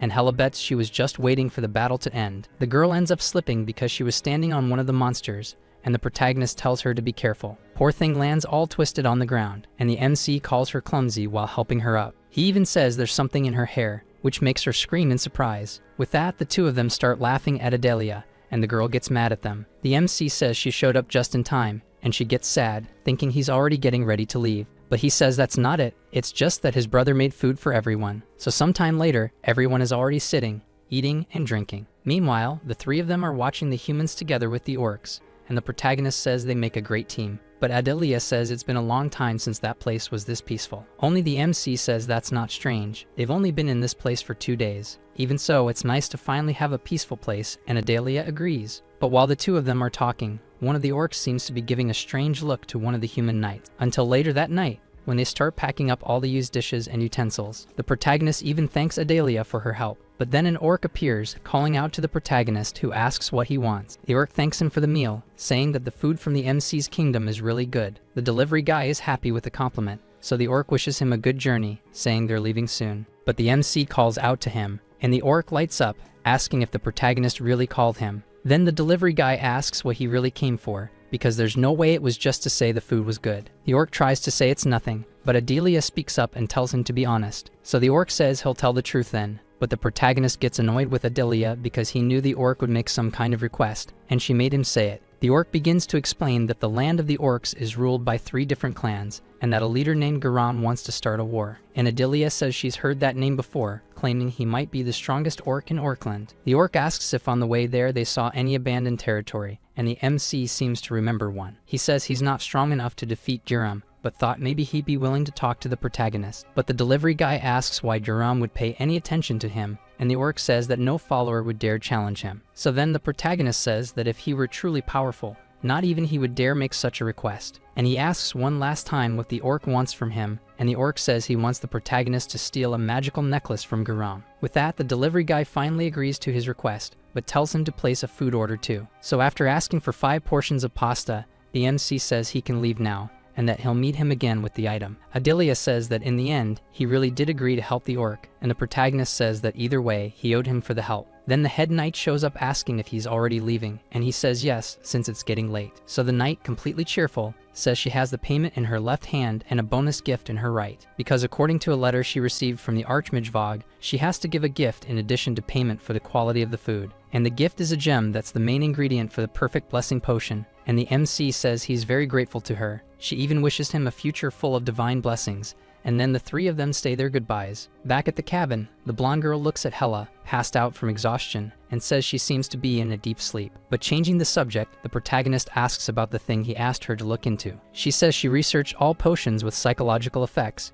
and she believes the one his brother is using is called Blessing. It's a highly addictive potion but very effective at erasing old memories. The protagonist then asks if this potion doesn't have an antidote, and the blonde says it doesn't, and as a side effect, it can cause total memory loss. That leaves the protagonist shocked, so he asks if the perfect blessing can cure this effect, but she says she's not sure, though being the perfect version, it's possible. And he gets really frustrated by that. Then he heads straight to the restaurant to see his brother, leaving the girl there alone. He wonders if maybe he's a little scared of the possibility that his brother is taking the potion again. Even Hela wakes up from her sleep right there. But changing scenes, the MC steps through the portal and arrives at the restaurant. When he looks at the place where the potion crates should be, there's nothing there. So he starts running upstairs. Climbing the stairs, the MC leaves the restaurant, heading toward his house, thinking this can't be real. His brother can't be taking those potions again. After a while, he gets home, asking if Taeyang is there, but he can't find him anywhere. The whole house is empty. Then he opens his brother's closet, but the only box hidden in there isn't the one with the potions, and he wonders if that means his brother is free from the side effects. But he can't believe it, because that would be almost impossible considering how addictive the potion is. And since his brother isn't at home or at the restaurant, the protagonist wonders where the weaklings are now, until he thinks maybe they're in the kitchen. So when he gets to the restaurant, the protagonist heads over there to look around. He wonders where his brother could have hidden those things. Maybe he really isn't hiding anything, or maybe he just doesn't have any left to hide. But the scene shifts to the protagonist's brother with the other delivery guy, and Taeyang asks where they're going. In response, the guy tells the MC's brother that they're going to the place where his father works, and Taeyang relaxes, until they finally arrive, and the caretaker appears, saying he's very welcome and thanking him for coming all the way there. Then, getting straight to the point, he already asks for Taehyung to pay what he promised, and then he will erase his memories. But back to the protagonist, he appears at the cabin calling out for Hela. Adelia is there too and greets him, and the MC asks if Hela knows where he can find Sloan, but she says she has no idea where he might be. But he gets irritated and asks where the caretaker's house is, and Hela asks what's gotten into him. That leads to the two of them starting to argue, with the protagonist saying it's an emergency, and the spirit saying there's no way she can tell him something she doesn't know. So he gets even more irritated, and Hela asks if he's not going to believe her, while Adelia tries to calm the situation down. The delivery guy says he's not going to believe her because she and Sloan are working together against him. The girl looks confused and asks what he means, but he tells her to stop pretending to be innocent with him because he's not falling for her act anymore. And he starts pulling out his box while saying that if it's for his brother, he won't mind splitting her in two. But Hela doesn't back down and also starts conjuring fire magic while calling him an idiot. Still, Adelia tells them both to stop because this isn't a reason to fight, and even so, the protagonist keeps pushing the conflict. And when Hella says Sloane is probably in his own kingdom, out of nowhere a portal opens up beside her, which scares her, and she asks what's happening. But she repeats again that she really has no idea where Sloane is, because if she did, she would have gone after him herself. Only while the blonde tries to talk to the protagonist, he starts walking through the portal without saying a word, and that makes her worried about him. Then Adalia tells Hella to forgive him, because no one would stay calm when it comes to their own family, and Hella says she knows that, but the problem is that nothing good can come from the way the MC is acting. But switching scenes again, the protagonist wonders where he is. Apparently, it's the same place where Taehyung showed up to meet with Sloane. So he starts walking through the space, while thinking worriedly about his brother and how he should have done something about this earlier. He chose to ignore it because he seemed happy, but that was before he found out the price he had to pay, and now he knows it's his fault. He thinks it's his responsibility to fix this. Then he reaches a corner of the space where there's a table, and suddenly the annoying boy appears, greeting the protagonist, who immediately tells him to get out of the way. But the boy says he can't let the protagonist pass yet, because he has to wait for his turn. Even so, since the MC is really angry, he attacks the boy without hesitation. But the boy easily dodges the attack, which ends up hitting some kind of ceiling in that space. With that, Sloane and Taehyung look in the direction of the protagonist, and his brother immediately asks what he's doing there. Then the MC yells at him not to take Sloane's potion, but the boy from earlier ends up attacking him from behind. Even so, the protagonist manages to defend himself. Then the boy says it looks like the two of them are going to have a lot of fun fighting here, but the delivery guy just says he doesn't care about that at all. Sloane then asks Taehyung what he's going to do, and the MC's brother looks confused until the protagonist says he'll kill him if he takes that potion. The caretaker asks if he's not going to accept the potion, but Taehyung still says he's not sure. Then Sloane says he understands, and with that, Taehyung asks if he's not going to try to force him, but the caretaker says he won't do that. He says this is entirely his choice, because he himself is only there to sell. That makes the protagonist's brother even more unsure, but the MC once again yells for him not to do it.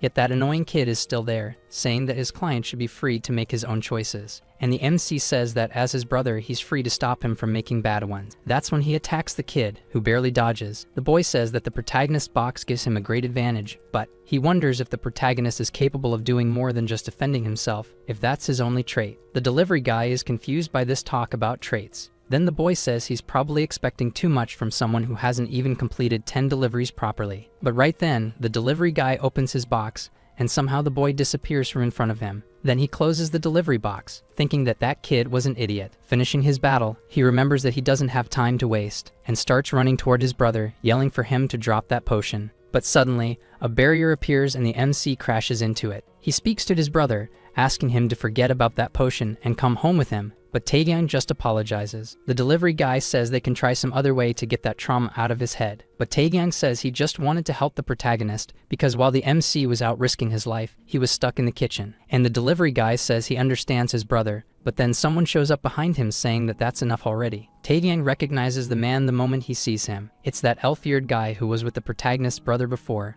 telling him to stop bothering his clients. Our video ends here. If you enjoyed it, please like and subscribe to the channel. Until next time, bye bye.